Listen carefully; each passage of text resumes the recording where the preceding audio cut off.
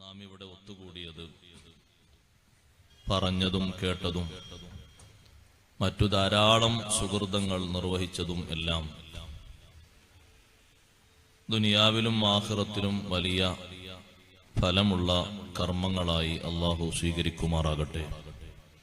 വിശുദ്ധ ദീനിനു വേണ്ടി ചെയ്ത സേവനങ്ങൾ സച്ചരിതർ അല്ലാഹുവിന്റെ സന്നിധിയിൽ വെച്ച് കാണുന്ന നല്ല നേരം, അതുപോലെയുള്ള നല്ല കർമ്മങ്ങളിൽ സംബന്ധിച്ചതും സഹകരിച്ചതും നമ്മുടെ മഹത്തായ അൽ ഖമറിന് നൽകിയ സഹകരണങ്ങളും സംഭാവനകളും അടക്കം കൺകുളിർക്കെ കാണാനുള്ള ഭാഗ്യം അല്ലാഹു നമുക്കും നമ്മോട് ബന്ധപ്പെട്ട സർവർക്കും നൽകുമാറാകട്ടെ. ശാരീരികമായും മാനസികമായും വിഷമങ്ങൾ അനുഭവിക്കുന്ന പലരും ഉണ്ട്. സൂറത്തുൽ ഹുജറാത്ത് സമാപിക്കുന്ന ദിവസമാണ്. വളരെ കനപ്പെട്ട സാദാത്തുക്കളെ കൂട്ടത്തിൽപ്പെട്ട ഒരു വലിയ സയ്യിദ് പ്രാർത്ഥന കൊണ്ട് നമ്മുടെ ഈ സദസ്സിനെ അവസാനം സന്തോഷിപ്പിക്കുന്ന നല്ല രംഗം വരാനുണ്ട്. അല്ലാഹു അവർക്കും നമ്മുടെ മുഴുവൻ സാദാത്തുക്കൾ ഉലമാക്കൾക്കും ദീനി ഖിദ്മത്തിലായി ആഫിയത്തുള്ള ദീർഘായുസ് നൽകുമാറാകട്ടെ. ആമീൻ എന്ന് ആമുഖമായി പ്രാർത്ഥിക്കുന്നു. യഥാർത്ഥ വിശ്വാസികൾക്കുള്ള അടയാളങ്ങളാണോ ഇന്നലെ നാം പറയാൻ ബാക്കി വച്ചത്? 3-4 അടയാളങ്ങൾ എണ്ണിപ്പഠിപ്പിച്ചത് വളരെ കൂടുതൽ ഈ കാലഘട്ടത്തിലും എല്ലാ കാലത്തും പ്രസക്തമായ രൂപത്തിൽ ചിന്തിക്കുകയും പഠിക്കുകയും വിലയിരുത്തുകയും ചെയ്യേണ്ടത് ആവശ്യമാണ്. ആ സ്വഭാവങ്ങൾ സ്വീകരിക്കുമ്പോഴാണ് നമ്മുടെ മനസ്സും ശരീരവും നാമുമായി ബന്ധപ്പെട്ട എല്ലാ ചുറ്റുപാടുകളും വൃത്തിയായി തീരുന്നത്. യഥാർത്ഥ വിശ്വാസികളുടെ സ്വഭാവങ്ങൾ അവരുടെ മനസ്സും ശരീരവും സമ്പത്തും എല്ലാം അതിൽ ഉൾപ്പെടുന്നുണ്ട്, സംബന്ധിക്കുന്നുണ്ട്. അവർക്ക് വിശ്വാസരംഗത്ത് ഉണ്ടായിരുന്ന കണിശതയും കർമ്മകുശലതയും അവർ നിർവഹിച്ച അതേ രൂപത്തിൽ നിർവഹിക്കാൻ ഒരുപക്ഷെ സാധിക്കുകയില്ലെങ്കിലും അതോളം എത്തുന്ന നല്ല രീതികൾ നമ്മുടെ മുമ്പിലും വിശുദ്ധ ഇസ്ലാം പഠിപ്പിച്ചു തരുന്നുണ്ട്. ആ മേഖലയിലെങ്കിലും നമ്മുടെ ശ്രദ്ധ കൂടുതൽ പുലർത്തി ആ മഹാരഥന്മാരുടെ പിന്നാമ്പുറങ്ങളിലെങ്കിലും നിൽക്കാനുള്ള ഒരു നിൽപ്പിലേക്ക്, ഒരു ഉയർച്ചയിലേക്ക് നമ്മുടെ വിശ്വാസ കർമ്മ രംഗങ്ങൾ നമ്മെ സജീവമാക്കേണ്ടതുണ്ട്. വിശ്വാസികളുടെ അടയാളങ്ങൾ ഇവിടെ പറയുമ്പോൾ അല്ലാഹു സുബ്ഹാനഹു വ തആല ആദ്യമായി എണ്ണുന്നത് ഇന്നമൽ മുഅ്മിനൂന അല്ലദീന ആമനൂ ബില്ലാഹി വ റസൂലിഹി. യഥാർത്ഥ വിശ്വാസികൾ, മുഅ്മിനുകൾ അല്ലാഹുവിലും അവന്റെ തിരുദൂതർ സല്ലല്ലാഹു അലൈഹി വസല്ലമ തങ്ങളിലും വിശ്വസിച്ചവരാണ്. വിശ്വസിച്ചു എന്ന് പറഞ്ഞാൽ മാത്രം പോരാ, സുമ്മലം യർതാബു, പിന്നെ അവർ സംശയിച്ചിട്ടില്ല.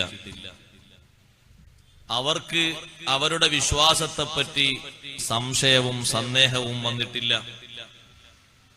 അവർ വിശ്വസിച്ചുകൊണ്ടിരിക്കുന്ന കാര്യങ്ങളിൽ നിന്ന് വ്യതിചലനം സംഭവിച്ചിട്ടില്ല. അല്ലാഹുവിന്റെ ദാത്ത് സിഫാത്തുകളിൽ സംശയം ഇല്ല. ഹബീബ് സല്ലല്ലാഹു അലൈഹി വസല്ലമ തങ്ങളെ സംബന്ധിച്ച് അവിടുത്തെ വാക്കുകളെപ്പറ്റിയും പ്രവർത്തനങ്ങളെപ്പറ്റിയും അവിടുന്ന് സമ്മതം കൊടുത്ത കാര്യങ്ങളെപ്പറ്റിയും സംശയം വന്നിട്ടില്ല. അപ്പൊ നല്ല ഉറച്ച ഈമാനാണ്. നബി സല്ലല്ലാഹു അലൈഹി വസല്ലമ തങ്ങളെ ഉറച്ച രീതിയിൽ, ഒരിക്കലും സംശയിക്കാത്ത രീതിയിൽ കണ്ട സ്വഹാബത്തിനെ പോലെയുള്ള ഈമാൻ. നിങ്ങൾ ആലോചിച്ചു നോക്കൂ, അവരുടെ ഈമാനിന് ഒരു നിലക്കും സംശയമില്ല. ബഹുമാനപ്പെട്ട സെയ്ദ് ബിൻ സാബിത്ത് റളിയല്ലാഹു അൻഹു പറഞ്ഞു, ഇമാം ബുഖാരി റഹ്മത്തുള്ളാഹി അലൈഹി റിപ്പോർട്ട് ചെയ്ത ഹദീസിൽ കാണാം സ്വഹാബത്തിന്റെ കരുത്തുറ്റ ഉറപ്പുള്ള വിശ്വാസം. സംശയം വന്നേക്കാവുന്ന സമയത്ത് പോലും സംശയം ഇല്ലെന്ന് ഉറക്കെ പ്രഖ്യാപിച്ച സ്വഹാബിമാർ. സാധാരണ അർത്ഥത്തിൽ ഒരു പക്ഷേ സംശയം വരാൻ ചാൻസ് ഉണ്ട്, അവരുടെ ഈമാനിൽ അങ്ങനെയില്ല.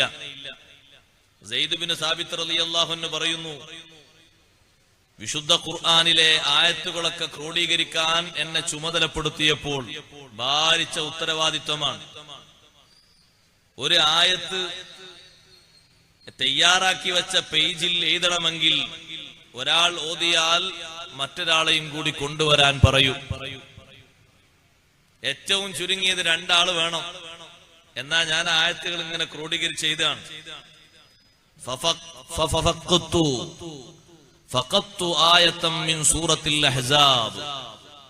അഹ്സാബ് സൂറത്തിൽ നിന്ന് ഒരായത്ത് എങ്ങനെ നോക്കിയിട്ടും കാണുന്നില്ല. ആ ആയത്ത് ഓതിത്തന്നു ഒരു സ്വഹാബി വര്യൻ മാത്രം. രണ്ടാമത്തെ ഒരാൾ അന്വേഷിച്ചിട്ട് കിട്ടുന്നില്ല. ആ ആയത്ത് പലരും ഓതുന്നത് പലപ്പോഴും കേട്ടിട്ടുണ്ട്. പക്ഷേ ഹിഫ്ളുള്ളവർ ആരെങ്കിലും മുന്നോട്ട് വന്ന് ഓതിത്തരണ്ടേ? അല്ലെങ്കിൽ ആ ഓത്ത് ഞാനും ഓതിത്തരാം എന്ന് പറഞ്ഞ് ഞാനും എഴുതി വെച്ചിട്ടുണ്ട് എന്നാരെങ്കിലും രേഖ കൊണ്ടുവരണ്ടേ?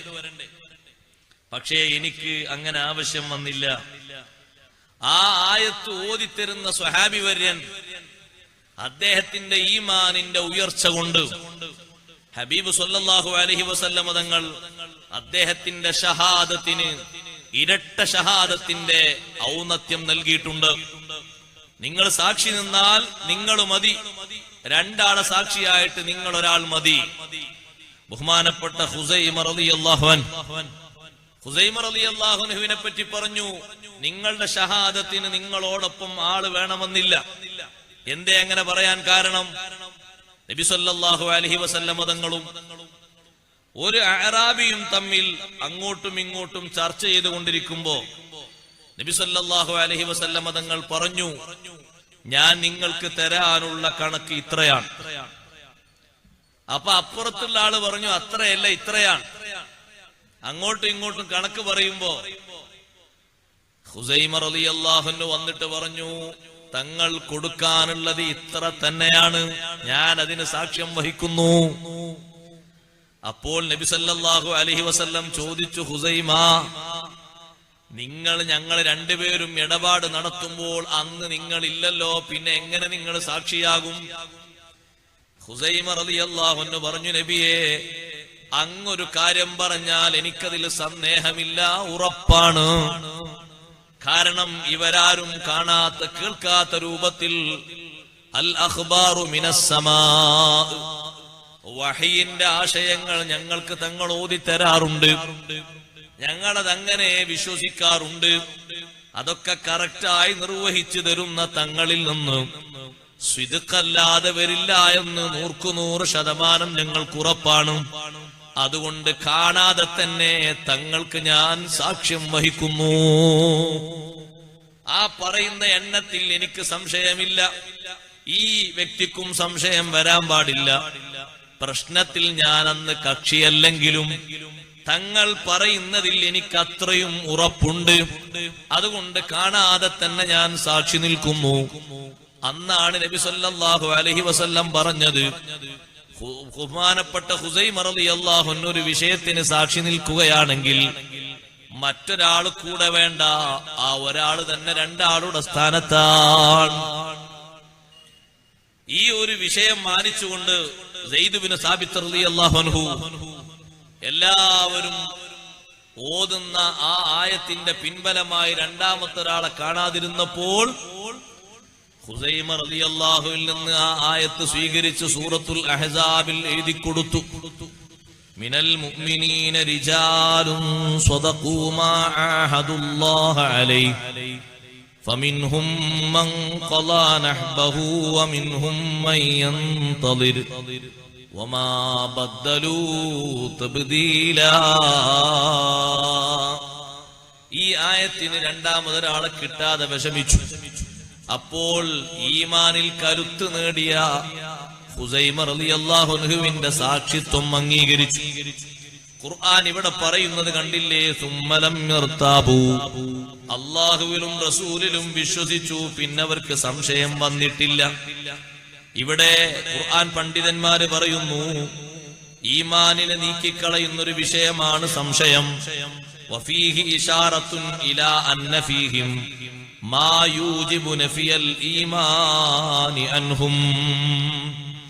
ഇതിലൊരു സൂചനയുണ്ട്, ഇലാ അന്ന ഫീഹിം, ഈ മുഅ്മിനുകളിൽ ഉണ്ട് ഈമാനിനെ നിഷേധിക്കാൻ നിർബന്ധമാക്കുന്നൊരു കാര്യം. ഈ ആയത്തിൽ പറയുന്നുണ്ട്, ഈമാനിനെ നിഷേധിക്കാൽ ഈമാനിനെ ഇല്ലാതെയാക്കി തീർക്കുന്ന ഒരു കാര്യം ഉണ്ട്. വഹുവൽ ഇർത്തിയാബു, അത് സംശയമാണ്. യഥാർത്ഥ മുഅ്മിനുകൾക്ക് സംശയം ഇല്ല. കേൾക്കുമ്പോൾ ഇല്ല എന്ന് മാത്രമല്ല, ബൽ വഫീമാ യസ്തഖ്ബിലു, ഭാവിയിലും സംശയം ഇല്ല. വിശ്വസിച്ചപ്പോൾ മാത്രം അല്ല, അതിന്റെ ശേഷവും ഇല്ല, മരണം വരെ അവർക്ക് സംശയം ഇല്ല. അതാണ് ശരിക്ക് കരുത്തുറ്റ ഈമാൻ. ഒരു കാര്യം കേൾക്കുമ്പോ നബി സല്ലല്ലാഹു അലൈഹി വസല്ലം അങ്ങനെ പറഞ്ഞിട്ടുണ്ട് എന്ന് പറയുമ്പോ സംശയം. ഹദീസ് ശരിക്ക് വായിച്ചു കൊടുക്കുന്നു, പേജ് നമ്പർ അടക്കം. അപ്പൊ പലരും പറയുന്നു, ഞങ്ങളൊന്ന് പരിശോധിക്കട്ടെ, അല്ലെങ്കിൽ ഞങ്ങളൊന്ന് അന്വേഷിക്കട്ടെ, ഒരു കമ്മീഷനെ നിശ്ചയിക്കണം അന്വേഷിക്കാൻ. അപ്പൊ നബി സല്ലല്ലാഹു അലൈഹി വസല്ലം നിങ്ങൾ പറഞ്ഞ വിഷയത്തെ സംബന്ധിച്ച്, അള്ളാഹുവിനെ സംബന്ധിച്ച് വലിയ സംശയം ഉന്നയിക്കുന്ന ആളുകൾ വിശ്വാസധാരയിൽ നിന്ന് അവര് പുറത്താണ്. ഇതേ ആശയം അല്ലാഹു ഖുർആനിൽ പലയിടത്തും പറഞ്ഞിട്ടുണ്ട്. ഇന്നല്ലദീന ഖാലൂ റബ്ബുനല്ലാഹു സുമ്മസ്തഖാമൂ, ഞങ്ങളുടെ റബ്ബാണെന്ന് പറഞ്ഞ് വിശ്വസിച്ച ശേഷം സുമ്മസ്തഖാമൂ, പിന്നവർ നേരായ റൂട്ടിലൂടെ മാത്രം സഞ്ചരിച്ചു എന്ന് പറഞ്ഞാൽ അവർക്ക് ഇളക്കം ഇല്ല, അനക്കം ഇല്ല, ഇളക്കം ഇല്ല, ആ വഴിയിൽ നിന്ന് തെന്നി മാറിയിട്ടില്ല. അള്ളാഹു നമ്മുടെ ഈമാനിന് സ്ഥൈര്യം നൽകുമാറാകട്ടെ. നബി സല്ലല്ലാഹു അലൈഹി വസല്ലം തങ്ങളുടെ കാലശേഷം ചെറിയ ആശങ്ക പ്രകടിപ്പിച്ച ആളുകളോടല്ലേ, സംശയം പ്രകടിപ്പിച്ച ആളുകളോടല്ലേ അബൂബക്കർ സിദ്ദീഖ് റളിയല്ലാഹു അൻഹു യുദ്ധം ചെയ്തത്. സ്വഹാബത്ത് ചോദിച്ചില്ലേ, നിങ്ങൾ എങ്ങനെ യുദ്ധം ചെയ്യും? വഹും യശ്ഹദൂന അല്ലാ ഇലാഹ ഇല്ലല്ലാഹ് വ അന്ന മുഹമ്മദർ റസൂലുള്ളാഹ്. ഓ സിദ്ദീഖ് തങ്ങളെ, ആ സംശയം ഉന്നയിച്ച കക്ഷികൾ അവര് ലാ ഇലാഹ ഇല്ലല്ലാഹ് മുഹമ്മദുർ റസൂലുള്ളാഹ് വിശ്വസിക്കുന്നവരല്ലേ, പിന്നെ അവരോട് നിങ്ങൾ എങ്ങനെ യുദ്ധം ചെയ്യും? സിദ്ദീഖ് റളിയല്ലാഹു അൻഹു പറയുന്നു, അവരെ ഈമാൻ ശരിയല്ല, കാരണം അവരെ ഈമാനിൽ സംശയം വന്നിട്ടുണ്ട്. എന്താണ് അവർ ഉന്നയിക്കാൻ കാരണം? നബി സല്ലല്ലാഹു അലൈഹി വസല്ലം തങ്ങളോടാണ് സക്കാത്ത് വാങ്ങാൻ അല്ലാഹുവിന്റെ കൽപ്പന. ഖുദ് മിൻ അംവാലിഹിം സ്വദഖതൻ തുത്ഹിറുഹും വതുസക്കീഹിം ബിഹാ വസല്ലി അലൈഹിം. അവരിൽ നിന്ന് നബിയെ തങ്ങൾ സ്വദഖ സ്വീകരിക്കണം, സക്കാത്ത് സ്വീകരിക്കണം, എന്നിട്ട് അത് സാധുക്കളായ ആളുകൾക്ക് തങ്ങൾ വിതരണം ചെയ്യണം. അവർക്ക് ആ സ്വദഖ തരുന്നത് കൊണ്ട് മാനസികമായും സാമ്പത്തികമായും ശുദ്ധി ലഭിക്കും. ഇത് നബി തങ്ങളോടാണ് വാങ്ങാൻ പറഞ്ഞത്, അതുകൊണ്ട് ഇനി ആർക്കും അങ്ങനെ വാങ്ങേണ്ടതില്ല. സിദ്ദീഖ് റളിയല്ലാഹു അൻഹു പറഞ്ഞു, നബി സല്ലല്ലാഹു അലൈഹി വസല്ലം തങ്ങൾ ലാ ഇലാഹ ഇല്ലല്ലാഹ് മുഹമ്മദുർ റസൂലുള്ളാഹ് എന്ന് വിശ്വസിക്കുന്ന ആളുകൾക്ക് സമ്പത്തിനും ശരീരത്തിനും ഒക്കെ വലിയ സംരക്ഷണം കൊടുത്തിട്ടുണ്ട്. പക്ഷേ അവിടെ തങ്ങൾ ഒരു കാര്യം കൂടി പറഞ്ഞിട്ടുണ്ട്, ഇല്ലാ ബിഹഖ്ഖിൻ. അവരോട് ഏറ്റുമുട്ടാൻ പാടില്ല, അവരുടെ രക്തത്തിനൊക്കെ വിലയുണ്ട്. ഏറ്റുമുട്ടാൻ ഒരു ഹക്ക് വേണം, ഒരവകാശം വേണം. ഇവിടെ അവകാശമുണ്ട്.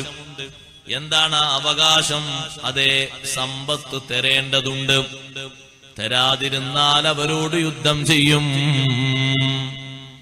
പിന്നീട് എല്ലാവരും അത് ഹക്കായി മനസ്സിലാക്കുകയാണ്. ഉമർ ഇബ്നുൽ ഖത്താബ് റളിയല്ലാഹു അൻഹു പോലെയുള്ള മഹാന്മാർ എല്ലാവർക്കും സിദ്ദീഖ് റളിയല്ലാഹു അൻഹു പറഞ്ഞ ആ വിഷയം സത്യമാണെന്ന് അവരെ കൽബിൽ ശരിക്ക് ബോധ്യപ്പെടുന്നു, അവരെ മനസ്സിൽ ശരിക്കത് ദൃഢമായി വരുന്നു. അപ്പൊ ആശങ്ക, സംശയം വരുന്ന ആളുകൾക്ക് അവർക്ക് നിലനിൽപ്പില്ല. നബി സല്ലല്ലാഹു അലൈഹി വസല്ലം തങ്ങളുടെ തീരുമാനത്തെ പറ്റി സംശയിക്കുമ്പോഴും അങ്ങനെയാണ്. അള്ളാഹുവിന്റെ ഹബീബ് ഒരു വിഷയത്തിൽ തീരുമാനമെടുത്തു, ആ തീരുമാനം അംഗീകരിക്കാനാണ് വിശ്വാസിയോട് അള്ളാഹുവിന്റെ കൽപ്പന. അത് തിരുത്താൻ പാടില്ല, ഒരിക്കലും അതിൽ സംശയിക്കാൻ പാടില്ല. അങ്ങനെ ഒരു തീരുമാനം നബിതങ്ങൾ എടുക്കുമോ എന്ന് പോലും സന്ദേഹിക്കാൻ പാടില്ല. അത്തരത്തിൽ ഉറച്ച ഈമാൻ. സഹോദരങ്ങളെ, പലതും കേൾക്കുമ്പോൾ പല രൂപത്തിലേക്കും ആളുകൾ പോകും. പക്ഷേ അങ്ങനെ പോകാതിരിക്കാൻ കരുത്തുറ്റ ഈമാന് വേണം. അല്ലദീന ആമനൂ ബില്ലാഹി വറസൂലി സുമ്മ ലം യർതാബൂ, പിന്നവര് സംശയിച്ചിട്ടില്ല, നല്ല ഉറച്ച ഈമാനോടെ മുന്നേറുന്നു. ഏത് നാട്ടിൽ പോയി എന്ത് കണ്ടാലും പിന്നെ സംശയം വരാൻ പാടില്ല. ആ രൂപത്തിൽ അടിസ്ഥാനപരമായി നമ്മുടെ ഖൽബിൽ ഈമാൻ ഉറപ്പിക്കണം. ഏത് രാഷ്ട്രത്തിൽ പോയാലും എവിടെ പോയി എന്ത് കർമ്മങ്ങൾ കണ്ടാലും അവിടെ അങ്ങനെ ചെയ്യുന്നില്ല എങ്കിൽ അതിന് വേറെന്തെങ്കിലും മാനദണ്ഡങ്ങൾ ഉണ്ടായേക്കും, അല്ലെങ്കിൽ അറിവിന്റെ കുറവ് ഉണ്ടായിരിക്കും. രണ്ടാലൊന്ന് വരാം. ആ നാട്ടിൽ അതില്ല എന്ന് കരുതിയിട്ട് അങ്ങനെ ഒരു വിഷയം തീരെ പാടില്ല എന്ന് വെക്കാൻ പാടില്ല. ഒരാളൊരു നാട്ടിൽ പോയി 2 കൊല്ലം അവിടെ താമസിച്ചു. റബീഉൽ അവ്വലിൽ നമ്മളെ നാട്ടിലുള്ളത് പോലെ റാലി ഒന്നും കണ്ടില്ല. അപ്പൊ അയാൾക്ക് തിരുത്തി എഴുതാനായിട്ടില്ല. റബീഉൽ അവ്വലിൽ അത്തരത്തിൽ ഒരു ആഘോഷവും പരിപാടികളും സന്തോഷങ്ങളൊക്കെ പറ്റില്ലേ? അതിന് എന്താണ് മതത്തിന്റെ വീക്ഷണം? ഖുർആനിൽ എന്താണ് തെളിവ്? ഹദീസിൽ എന്താ തെളിവ്? മഹാരഥന്മാരായ പണ്ഡിതന്മാർ സവിസ്തരം പ്രതിപാദിച്ചിട്ടുണ്ട്. ഹബീബ് സല്ലല്ലാഹു അലൈഹി വസല്ലം തങ്ങൾ അള്ളാഹു ചെയ്തു തന്ന ഏറ്റവും വലിയ അനുഗ്രഹമാണ്. ഇമാം സുയൂത്തി റളിയല്ലാഹു അൻഹു പറഞ്ഞു, അന്ന് പാടി പറയാനും അന്ന് പുകഴ്ത്താനൊന്നും വലിയ ആയത്തൊന്നും തെളിവാക്കി പോകണ്ട, ഒരു ചെറിയ ആയത്ത് മതി. വഅമ്മാ ബിനിഅമതി റബ്ബിക ഫഹദ്ദിസ്, അല്ലാഹു നിനക്ക് ചെയ്തു തന്ന നിഅമത്തുകളെ നീ എടുത്തു പറയണം. ആ നിഅമത്തുകളിൽ ഏറ്റവും വലിയ നിഅമത്താണ് അൻ-നിഅമത്തുൽ കുബ്റാ, ഏറ്റവും വലിയ നിഅമത്താണ് ബുറൂസുൻ നബി സല്ലല്ലാഹു അലൈഹി വസല്ലം, നബി സല്ലല്ലാഹു അലൈഹി വസല്ലം തങ്ങളുടെ ആഗമനം. അതിനേക്കാൾ വലിയ നിഅമത്ത് ലോകത്ത് എന്താണെന്ന് ഇമാം സുയൂത്തി റളിയല്ലാഹു അൻഹു ചോദിക്കുന്നുണ്ട്. അപ്പൊ റബ്ബ് ചെയ്ത ഏറ്റവും വലിയ അനുഗ്രഹമാകുന്ന നബി സല്ലല്ലാഹു അലൈഹി വസല്ലം തങ്ങളുടെ തിരുപ്പിറവി, അത് പറയുക വിശ്വാസിക്ക് ബാധ്യതയുള്ള കാര്യമാണ്. അതുകൊണ്ടാണ് പിന്നീട് അതിന്റെ ഹുക്മ് മഹാനവർകൾ പറഞ്ഞത് മുസ്തഹബ്ബുൻ, അത് സുന്നത്താണ്. അത് സുന്നത്തായ കാര്യമാണെന്ന് ഇമാം സുയൂത്തി റളിയല്ലാഹു അൻഹു മാത്രമല്ല ധാരാളം പണ്ഡിതന്മാര് പഠിപ്പിച്ചിട്ടുണ്ട്. ഇരിക്കട്ടെ, അപ്പൊ അള്ളാഹുവുമായി ബന്ധപ്പെട്ടോ നബി സല്ലല്ലാഹു അലൈഹി വസല്ലം തങ്ങളുമായി ബന്ധപ്പെട്ടോ ഒരു സംശയവുമില്ലാതെ കറകളഞ്ഞ നല്ല ഈമാൻ, അടിയുറച്ച ഈമാൻ, അള്ളാഹുവിലും റസൂലിലും ഉറച്ച രീതിയിലുള്ള ഈമാൻ, ആ ഈമാൻ സ്വീകരിക്കുന്നവരിൽ അള്ളാഹു നമ്മൾ ചേർത്തി തെരുമാറാകട്ടെ. പിന്നീട് ഒരിക്കലും അങ്ങനെ സംശയം വരാൻ പാടില്ല. ആരുടെ വാക്കുകൾ കേട്ടിട്ടും പിന്തിരിയാൻ പാടില്ല. നല്ല ഉറച്ച ഈമാന് വേണം. സഹോദരിമാരോട് പ്രത്യേകം ഒരു കാര്യം ഞാൻ അവിടെ ഉണർത്തട്ടെ. പലതും വായിക്കുന്ന ഒരു യുഗമാണിപ്പോൾ. എഴുതി വിടുന്നതെല്ലാം നമ്മൾ വായിക്കാറുണ്ട്. പക്ഷേ വിശ്വസ്തതയുള്ളതേ വായിക്കാവൂ, നല്ല ഉറപ്പുള്ളതേ വായിക്കാവൂ. തെറ്റിദ്ധരിപ്പിക്കുന്നൊരു ആശയങ്ങളും വായിക്കാൻ പാടില്ല. നമുക്ക് ശരിക്കും ആ വിഷയത്തെപ്പറ്റി പിടിപാടില്ലെങ്കിലും നമ്മളത് വായിക്കരുത്. ഈമാൻ തെറ്റിപ്പോകാനത് വലിയ കാരണമാണ്. അതുകൊണ്ടാണ് ചെറിയ ആളുകൾ മുമ്പും പിമ്പും ചിന്തിക്കാതെ ആയത്ത് ഓതിയിട്ട് വിമർശിക്കുന്നത്, ഹദീസ് പറഞ്ഞിട്ട് എതിർക്കുന്നത്. വിഷയത്തിന്റെ ശരിയായ മർമ്മം അവർക്ക് ഇന്നും പിടുത്തം കിട്ടിയിട്ടില്ല. എല്ലാ വിഷയത്തെയും അങ്ങനെ ചോദ്യം ചെയ്യാൻ കാരണം എന്തോ പുസ്തകങ്ങൾ അവർ വായിച്ചിട്ടുണ്ട്, അല്ലെങ്കിൽ ഏതോ പരിഭാഷകൾ മാത്രം നോക്കിയിട്ട് അവർ വശായിട്ടുണ്ട്. ആ പരിഭാഷകളിൽ നിന്ന് അടർത്തിയെടുക്കുന്ന ആശയങ്ങളിൽ പലതും തിരുത്തപ്പെടേണ്ടതുണ്ട്. ശരിയായി പറഞ്ഞാൽ കുറെ പഴക്കമുള്ള പരിഭാഷ എന്ന് പറയപ്പെടുന്ന പരിഭാഷകളിൽ വരെ നബി സല്ലല്ലാഹു അലൈഹി വസല്ലമ തങ്ങളുടെ മഹത്വം വിവരിക്കുന്ന, അമ്പിയാക്കളുടെ മോചിതത്തുകൾ വിവരിക്കുന്നിടത്തൊക്കെ ചെറിയ തിരുത്തുകൾ അവർ നടത്തിയിട്ടുണ്ട്. അതവരുടെ വിശ്വാസത്തിന്റെ ദൗർബല്യമാണ്. അത് എഴുത്തിലൂടെ അങ്ങോട്ട് പ്രതിഫലിച്ചു എന്നല്ലാതെ വേറൊന്നും പറയാൻ. ഖുർആനിൽ ആവർത്തിച്ചു പറഞ്ഞൊരു മോചിതത്താണ് കലീമുല്ലാഹി മൂസ അലൈഹിസ്സലാം. മൂസാ നബി അലൈഹിസ്സലാം ഒരു വടി കൊണ്ട് അടിച്ചു. അള്ളാഹുവിന്റെ കൽപ്പന പ്രകാരം മൂസാ നബിയെ നിങ്ങൾ ഒരു വടി കൊണ്ട് അടിക്കണം. ഫദ്രിബ് ലഹും ത്വരീഖൻ യബസൻ ലാ തഖാഫു ദറകൻ വലാ തഖ്ശാ. ഒരിക്കലും പൂണ്ടുപോകാത്ത, ചളി പുരണ്ടു പോകാത്ത ത്വരീഖൻ യബസൻ, നല്ല ഉണങ്ങിയ ഒരു വടി നിങ്ങളെ കയ്യിലുള്ള വടി കൊണ്ട് അടിച്ചിട്ട് ജനങ്ങൾക്ക് നിങ്ങൾ പാകപ്പെടുത്തി കൊടുക്കണം. മൂസാ നബി അലൈഹിസ്സലാം അടിച്ചു. ലക്ഷക്കണക്കിന് വരുന്ന ആളുകൾ, 1-2 ലക്ഷമല്ല 3 ലക്ഷം വരുന്ന ആളുകൾ എന്നാണ് അല്ലാമ അഹ്മദ് സ്വാവി റഹ്മത്തുള്ളാഹി അലൈഹി രേഖപ്പെടുത്തിയത്. നദി മുറിച്ചു കടന്ന അപ്പുറത്തേക്കെത്തി രക്ഷപ്പെട്ടു. ഈ മഹാസംഭവത്തെ വിശുദ്ധ ഖുർആനിലെ അവഗാഹമുള്ള മുഴുവൻ പണ്ഡിതന്മാരും സ്വഹാബത്തിൽ നിന്ന്, താബികളിൽ നിന്ന് രേഖപ്പെടുത്തിയത് മൂസാ നബി അലൈഹിസ്സലാമിന്റെ വലിയ മുഅ്ജിസത്താണ്, അമാനുഷിക സിദ്ധിയാണ്.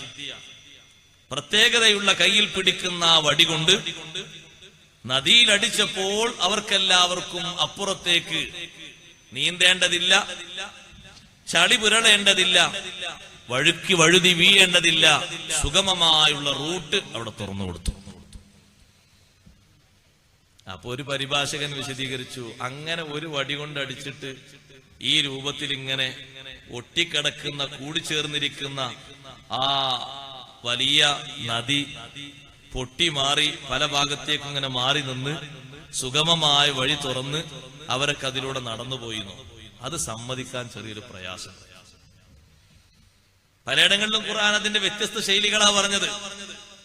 അല്ലാഹു തആല ഒരു സ്ഥലത്ത് പറഞ്ഞു, കത്തൗദിൽ അലീം, വലിയ പർവ്വതം പോലെയാണ് വെള്ളം അങ്ങോട്ടും ഇങ്ങോട്ടും മാറി നിന്നത്. ആ രൂപത്തിലാണ് ബഹറിനെ അള്ളാഹു പിളർത്തി കൊടുത്തത്. അതിലൂടെ നടന്നങ്ങനെ പോയി സുഗമമായിട്ട്. അപ്പൊ ഇയാള് പറഞ്ഞു, അയാളെ ബുദ്ധിക്കൊരു നിലക്കൊത് യോജിക്കുന്നില്ല എന്ന് കണ്ടപ്പോ അയാൾ പറഞ്ഞു, ആ സമുദ്രത്തിന്റെ ഏത് ഭാഗത്താണ് കൂടുതൽ ആഴം കുറഞ്ഞത് എന്ന് വടികൊണ്ട് ഇങ്ങനെ കുത്തി നോക്കി. എന്നിട്ട് പതുക്കെ അതിലൂടെ അങ്ങനെ നടന്നുപോയി. അപ്പൊ നിങ്ങൾ ആലോചിച്ച് നോക്കി, എന്തൊരു എതിർപ്പ. അതേ രൂപത്തിൽ ഹബീബ് സല്ലല്ലാഹു അലൈഹി വസല്ലം തങ്ങളുടെ വാക്കുകളും വികലമായി ചിത്രീകരിച്ചു. നബി സല്ലല്ലാഹു അലൈഹി വസല്ലം സമൂഹത്തോട് പറഞ്ഞു, എല്ലാവരോടും പറഞ്ഞു, മലമൂത്ര വിസർജനത്തിന് പോകുന്നിടത്ത് ദിക്ർ ചൊല്ലണം. അങ്ങോട്ട് കാലെടുത്ത് വെക്കുന്നതിന് മുമ്പ് ബിസ്മി ചൊല്ലിയിട്ട് അല്ലാഹുമ്മ ഇന്നി അഊദു ബിക മിനൽ ഖുബുസി വൽ ഖബായിസ്. ഖുബുസ് ഖബായിസ് എന്നതിന് അർത്ഥം കൊടുത്തിരിക്കുന്നത് ആൺപിശാച്ച്, പെൺപിശാച്ചുക്കൾ എന്നാണ്. എല്ലാവർക്കും അറിയാം അർത്ഥം. അപ്പൊ അവിടെ എങ്ങനെ പിശാച്ച്? ഈ പരിഭാഷ എഴുതുന്ന ആൾ കുറെ മൂത്രപ്പുരയിൽ കയറി നോക്കി, ഒരു സ്ഥലത്തും കണ്ടില്ല. അങ്ങനെ അവസാനം അയാൾക്ക് യുക്തിക്കനുസരിച്ചൊന്നും എഴുതണ്ട. അയാൾ പറഞ്ഞു, ആ പറഞ്ഞ ആൺപിശാച്ചും പെൺപിശാച്ചും ഒന്നുമല്ല, അത് ബാക്ടീരിയകളാണ്. ബാക്ടീരിയ വരാതിരിക്കാനാണ് ആ കാവൽ ചോദിക്കുന്നത്. അഊദു ബിക മിനൽ ഖുബുസി വൽ ഖബായിസ്. നബി സല്ലല്ലാഹു അലൈഹി വസല്ലം നിങ്ങൾ പറഞ്ഞ വലിയൊരു യാഥാർത്ഥ്യം വളരെ ചെറുതാക്കി മനുഷ്യന്മാർ കേട്ടാൽ എന്താ പോയി ചോദിക്കുന്ന ചോദ്യം, ആൺ ബാക്ടീരിയ പെൺ ബാക്ടീരിയ, അതിൽ നിന്നാണ് കാവൽ ചോദിക്കുന്നത് എന്ന് ബാക്കിയുള്ള ആളുകളിലേക്ക് കൂടി സംശയിപ്പിക്കുന്ന രീതിയിൽ വ്യാഖ്യാനം നടത്തി. ധാരാളം അങ്ങനെ വിറ്റയിക്കപ്പെട്ടിട്ടുണ്ട്. ഞാൻ പറഞ്ഞു വരുന്നത്, സത്യത്തിൽ അവരെല്ലാം നബി സല്ലല്ലാഹു അലൈഹി വസല്ലം തങ്ങളിലും അള്ളാഹുവിലും സംശയമുള്ളവരാണ്, ഉറച്ച ഈമാനുള്ളവരല്ല. ഷീഇയ്യത്ത് എന്ന് പറയുന്ന വിഭാഗം, അവര് 35-ലധികം വിഭാഗങ്ങളുണ്ട്. കുറെ മുമ്പ്, ഇന്ന് പിന്നെയും കൂടിയിട്ടുണ്ടാകും. ആ 35 വിഭാഗങ്ങളിൽപ്പെട്ട ഒരു വിഭാഗമാണ് സൈദിയ്യ എന്ന് പറയുന്ന വിഭാഗം. അവർക്ക് പ്രധാനമായുമുള്ള സംശയം മഴ, ഇടി, മിന്നൽ പോലത്തെ വിഷയങ്ങളിലാണ്. അപ്പൊ അവര് പറഞ്ഞു, അല്ലാഹു സുബ്ഹാനഹു വ തആല വലിയ കുർസിയിലിരിക്കുമ്പോ അള്ളാഹുവിനെ താങ്ങാൻ മാത്രം ആ കുർസിയിന് കഴിയാത്തത് കൊണ്ട് അതിനൊരു ഞെരങ്ങി മൂളുന്ന ഒരു സൗണ്ട് ഉണ്ട്. അത് പിന്നീട് ഇടിയായിട്ട് പ്രതിഫലിക്കാം. എത്ര മോശാണ്! റഹ്മാനായ റബ്ബിന്റെ പരിശുദ്ധമായ ദാത്തിനോട് ഒരു നിലക്കും ചേരാത്ത വളരെ അധികം വൃത്തികെട്ട വാദങ്ങളല്ലേ എഴുതുന്നത്. എത്രമാത്രം മോശമാണ്! ഇങ്ങനെ വിശുദ്ധ ഖുർആനിലുള്ള ഒരുപാട് വിഷയങ്ങൾ വളച്ചൊടിച്ചിട്ടുണ്ട്. എന്നിട്ട് അവര് പറയുന്നു മനുഷ്യന്മാരെ മുന്നിൽ പറയാൻ പറ്റൂല അവരെ വിശ്വാസം. അള്ളാഹുവിൽ നിന്ന് വരുന്ന ബൗല് മൂത്രമാണ് ഇപ്പുറത്തേക്ക് മഴയായി പ്രതിഫലിക്കുന്നത്. എത്രമാത്രം മോശമാണ്! ഇങ്ങനെ അബദ്ധജടിലമായ സംശയങ്ങൾ അള്ളാഹുവിലും അവന്റെ ദാത്തു സിഫത്തുകളിലും ബഹുമാനപ്പെട്ട ഹബീബ് റസൂലുള്ളാഹി സ്വല്ലല്ലാഹു അലൈഹി വസല്ലം തങ്ങളിലും വെച്ചു പുലർത്തുന്ന ആളുകളുണ്ട്. ആ ആശങ്കയോടുകൂടെ ശക്കോടുകൂടെ ജീവിക്കുന്ന ആളുകൾ അവരീ പറയുന്ന യഥാർത്ഥ വിശ്വാസികളിൽ അവർക്ക് ഇടമില്ല. നല്ല കരുത്തുറ്റ ഈമാനല്ലേ ഒന്നാമതായി പറഞ്ഞത്. ഈമാൻ മാത്രം പറഞ്ഞ് അള്ളാഹു നിർത്തിയില്ല. സുമ്മലം യർതാബൂ, വിശ്വസിച്ചു എന്ന് പറഞ്ഞു നിർത്താതെ പിന്നെ അവർ സംശയിച്ചിട്ടില്ല. അപ്പോൾ മാത്രമല്ല പിന്നൊരു കാലത്തും അവർക്ക് സംശയം വന്നിട്ടില്ല. അവരാ വിഷയത്തിൽ ഉറച്ചു നിന്നിട്ടുണ്ട്. ഒരിക്കലും സംശയം വരാത്ത രീതിയിൽ ഉറച്ചു നിന്നിട്ടുണ്ട്. അലസ്ന അലൽ ഹഖി, നമ്മൾ സത്യമാർഗത്തിലല്ലേ, നമ്മൾ എന്തിനു വിട്ടുകൊടുക്കണം എന്ന് പറയുന്ന എല്ലാ വേളകളിലും കരുത്തുറ്റ ഈമാൻ സ്വീകരിച്ചവരല്ലേ മഹാന്മാര്. സംശയിപ്പിക്കാൻ പലരും വന്നിട്ട് പലതും പറഞ്ഞു നോക്കി. പക്ഷേ സംശയിപ്പിക്കുന്ന കാര്യങ്ങൾ പറഞ്ഞിട്ടും അവര് സംശയിക്കാതെ ഈമാൻ ഉറപ്പിക്കുകയല്ലേ ചെയ്തത്. ഹബീബ് സല്ലല്ലാഹു അലൈഹി വസല്ലം തങ്ങളുമായി ബന്ധപ്പെട്ട് സ്വഹാബിമാർക്കിടയിൽ ആരെല്ലാം എന്തെല്ലാം സംശയത്തിന്റെ വിത്തുകൾ പാകിയിട്ടുണ്ടോ, ആ സംശയങ്ങൾക്കൊക്കെ സമുന്നതരായ സ്വഹാബിമാര് തികഞ്ഞ മറുപടി കൊടുത്ത് അവരെ വിശ്വാസം ദൃഢീകരിച്ചിട്ടുണ്ട്. ഹാഫിദ് ഇബ്നു കസീർ പറഞ്ഞു, ലം യശ്കൂ, അവര് സംശയിച്ചിട്ടില്ല. വലാ തസൽസലൂ, ഉള്ള മാർഗത്തിൽ നിന്ന് അവർ ഇളകിപ്പോയിട്ടില്ല. ബൽ സബതു അലാ ഹാലിൻ വാഹിദ, ഒരേ അവസ്ഥയിൽ അവർ ഉറച്ചു നിന്നു. അതെന്താണ്? വഹിയ തസ്ദീഖുൽ മഹ്ദൂ, കലർപ്പില്ലാത്ത അംഗീകാരമാണ്, വിശ്വാസമാണ്. അങ്ങനെയുള്ള വിശ്വാസം വേണം. രണ്ടാമത്തെ അടയാളം പറഞ്ഞു, വജാഹദു ബിഅംവാലിഹിം വഅൻഫുസിഹിം ഫീ സബീലില്ലാഹ്, അവരുടെ സമ്പത്ത് കൊണ്ട് അവര് സമരം ചെയ്തു, അവരുടെ സമ്പത്ത് കൊണ്ട് അവര് അധ്വാനിച്ചു. സമ്പത്ത് അവര് നല്ല വഴിക്ക് ഉണ്ടാക്കി, നല്ല വഴിക്ക് ചെലവഴിച്ചു. രണ്ടുണ്ട്. സമ്പത്ത് ഫീ സബീലില്ലാഹി ആയിട്ട് ചെലവഴിച്ചു എന്ന് പറയുമ്പോ ഫീ സബീലില്ലാഹി ആയിട്ട് ചെലവഴിക്കാൻ പറ്റുന്നതാകണം. അപ്പൊ അതിൽ അധ്വാനം ഉൾപ്പെട്ടിട്ടുണ്ട്. സമ്പത്തിന്റെ ശേഖരണം, വ്യയം മാത്രമല്ല ശേഖരണവും, രണ്ടും കഠിനാധ്വാനം ചെയ്തിട്ട് ഹലാലാകുന്ന മാർഗത്തിലാക്കി തന്നെ അവർ സ്വീകരിച്ചിട്ടുണ്ട്. അതിൽ അങ്ങോട്ടും ഇങ്ങോട്ടും മറിമായങ്ങൾ വരാതെ നല്ല സമ്പത്ത് സ്വീകരിച്ച് കുടുംബം നല്ല രൂപത്തിൽ പോറ്റി, സമൂഹത്തിൽ വേണ്ടപ്പെട്ടവർക്കും നല്ല രൂപത്തിൽ കൊടുത്തു. അതേ സമൂഹത്തിൽ ആ സമ്പത്ത് കൊണ്ട് തന്നെ കൊണ്ട് കഴിയുന്ന ഹിദ്മകളൊക്കെ നടത്തി. ആദ്യം ഇവിടെ സമ്പത്തിനെ മുന്തിച്ചു പറഞ്ഞല്ലോ, സമ്പത്ത് കൊണ്ട് ജിഹാദ് നടത്തി. സമ്പത്ത് കൊണ്ടുള്ള ജിഹാദ് എന്താണ്? അള്ളാഹുവിന്റെ മാർഗത്തിൽ ചെലവഴിക്കലാണ്. നിർബന്ധമായും സുന്നത്തായുമുള്ള ചെലവ് അതിൽ ഉൾപ്പെട്ടിട്ടുണ്ട്. കൽ ഹജ്ജി, ഹജ്ജ് പോലെ, വസ്സകാത്തി, സക്കാത്ത് പോലെ, അതേപോലെ തന്നെ മറ്റു സാമ്പത്തികമായ നല്ല വിഷയങ്ങളിലും സമ്പത്ത് ചെലവഴിച്ചിട്ടുണ്ട്. സമ്പത്ത് വേണ്ടിടങ്ങളിൽ അങ്ങനെ ചെലവഴിക്കാൻ ഒരു മടിയും കാണിക്കാതെ അതിൽ പരമാവധി പരിശ്രമിച്ച ആളുകൾ, വജാഹദൂ ബി അംവാലിഹിം, സമ്പത്ത് മുന്തിച്ചത് മിംബാബി തറഖി മിനൽ അദ്നാ ഇലൽ അഅ്ലാ. അതേ ഇമാം ആലൂസി പറഞ്ഞു, ചെറിയ കാര്യത്തിൽ നിന്ന് വലിയ കാര്യത്തിലേക്ക് ഉയരാൻ പഠിപ്പിക്കാനാണ്. ശരീരം കൊണ്ടുള്ള അധ്വാനം വലിയ വിഷയമാണ്. ശരീരം കൊണ്ടുള്ള തീവ്രമായ പരിശ്രമം വലിയ വിഷയമാണ്. ചെറുതിൽ നിന്ന് തുടങ്ങണം. അല്ല, മഹാനവറുകൾ പറഞ്ഞു, വേണമെങ്കിൽ ഇങ്ങനെയും പറയാം, ഖുദ്ദിമൽ അംവാലു, സമ്പത്തിനെ മുന്തിക്കപ്പെട്ടത്, ലിഹിർസിൽ കസീരി അലൈഹാ, കൂടുതൽ ആളുകൾക്കും അലച്ചയുള്ള ഒന്നാണല്ലോ സമ്പത്ത്. എത്രത്തോളം, ഹത്താ അന്നഹും യുഹ്ലികൂന അൻഫുസഹും ബിസബബിഹാ, സമ്പത്തിന്റെ കാരണം കൊണ്ടാണ് പലരും സ്വന്തം ശരീരത്തെയും മറ്റുള്ളവരെയും നശിപ്പിക്കുന്നത്. എന്നും നമ്മൾ വായിക്കുന്നൊരു വാർത്തയാണ് അത്. സാമ്പത്തികമായ രംഗത്തുള്ള അപജയം,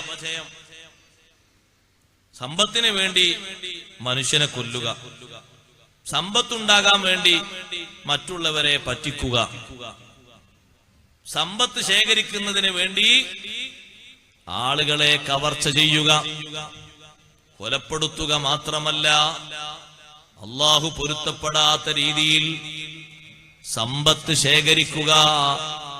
മനുഷ്യന്റെ അലച്ച അങ്ങനെയാണല്ലോ വരുന്നത്. അതുകൊണ്ടല്ലേ നിങ്ങൾ ആലോചിച്ചു നോക്കൂ, സാമ്പത്തിക രംഗത്ത് എത്രമാത്രം വലിയ അധ്യായങ്ങളാണ് ഇസ്ലാം പഠിപ്പിക്കുന്നത്. ഒരു അധ്യായത്തിൽ പശുവിനെ വിൽക്കുന്നതും ആടിനെ വിൽക്കുന്നതും ഒട്ടകത്തെ വിൽക്കുന്നതും ചർച്ച ചെയ്തപ്പോൾ നബി സല്ലല്ലാഹു അലൈഹി വസല്ലം തങ്ങളുടെ ഒരു വാക്കവിടെ ശ്രദ്ധേയമാണ്. ലാ തുസറുൽ ഇബിൽ, ഒട്ടകത്തെ നിങ്ങൾ അകിട് കെട്ടി വീർപ്പിക്കരുത്. വാങ്ങാൻ വരുന്ന ആൾ ഒരു 10 ലിറ്റർ തോന്നിക്കുന്ന രൂപത്തിൽ, അല്ലെങ്കിൽ 15 ലിറ്റർ തോന്നിക്കുന്ന രൂപത്തിൽ അതിനെ കറക്കേണ്ട സമയത്ത് കറക്കാതെ അകിട് കെട്ടി വീർപ്പിക്കരുത്. അത് മഹാചതിയാണ് ചെയ്യുന്നത്. ഒരിക്കലും അത് പാടില്ല. വിൽപ്പന നടത്താൻ വേണ്ടി അതേ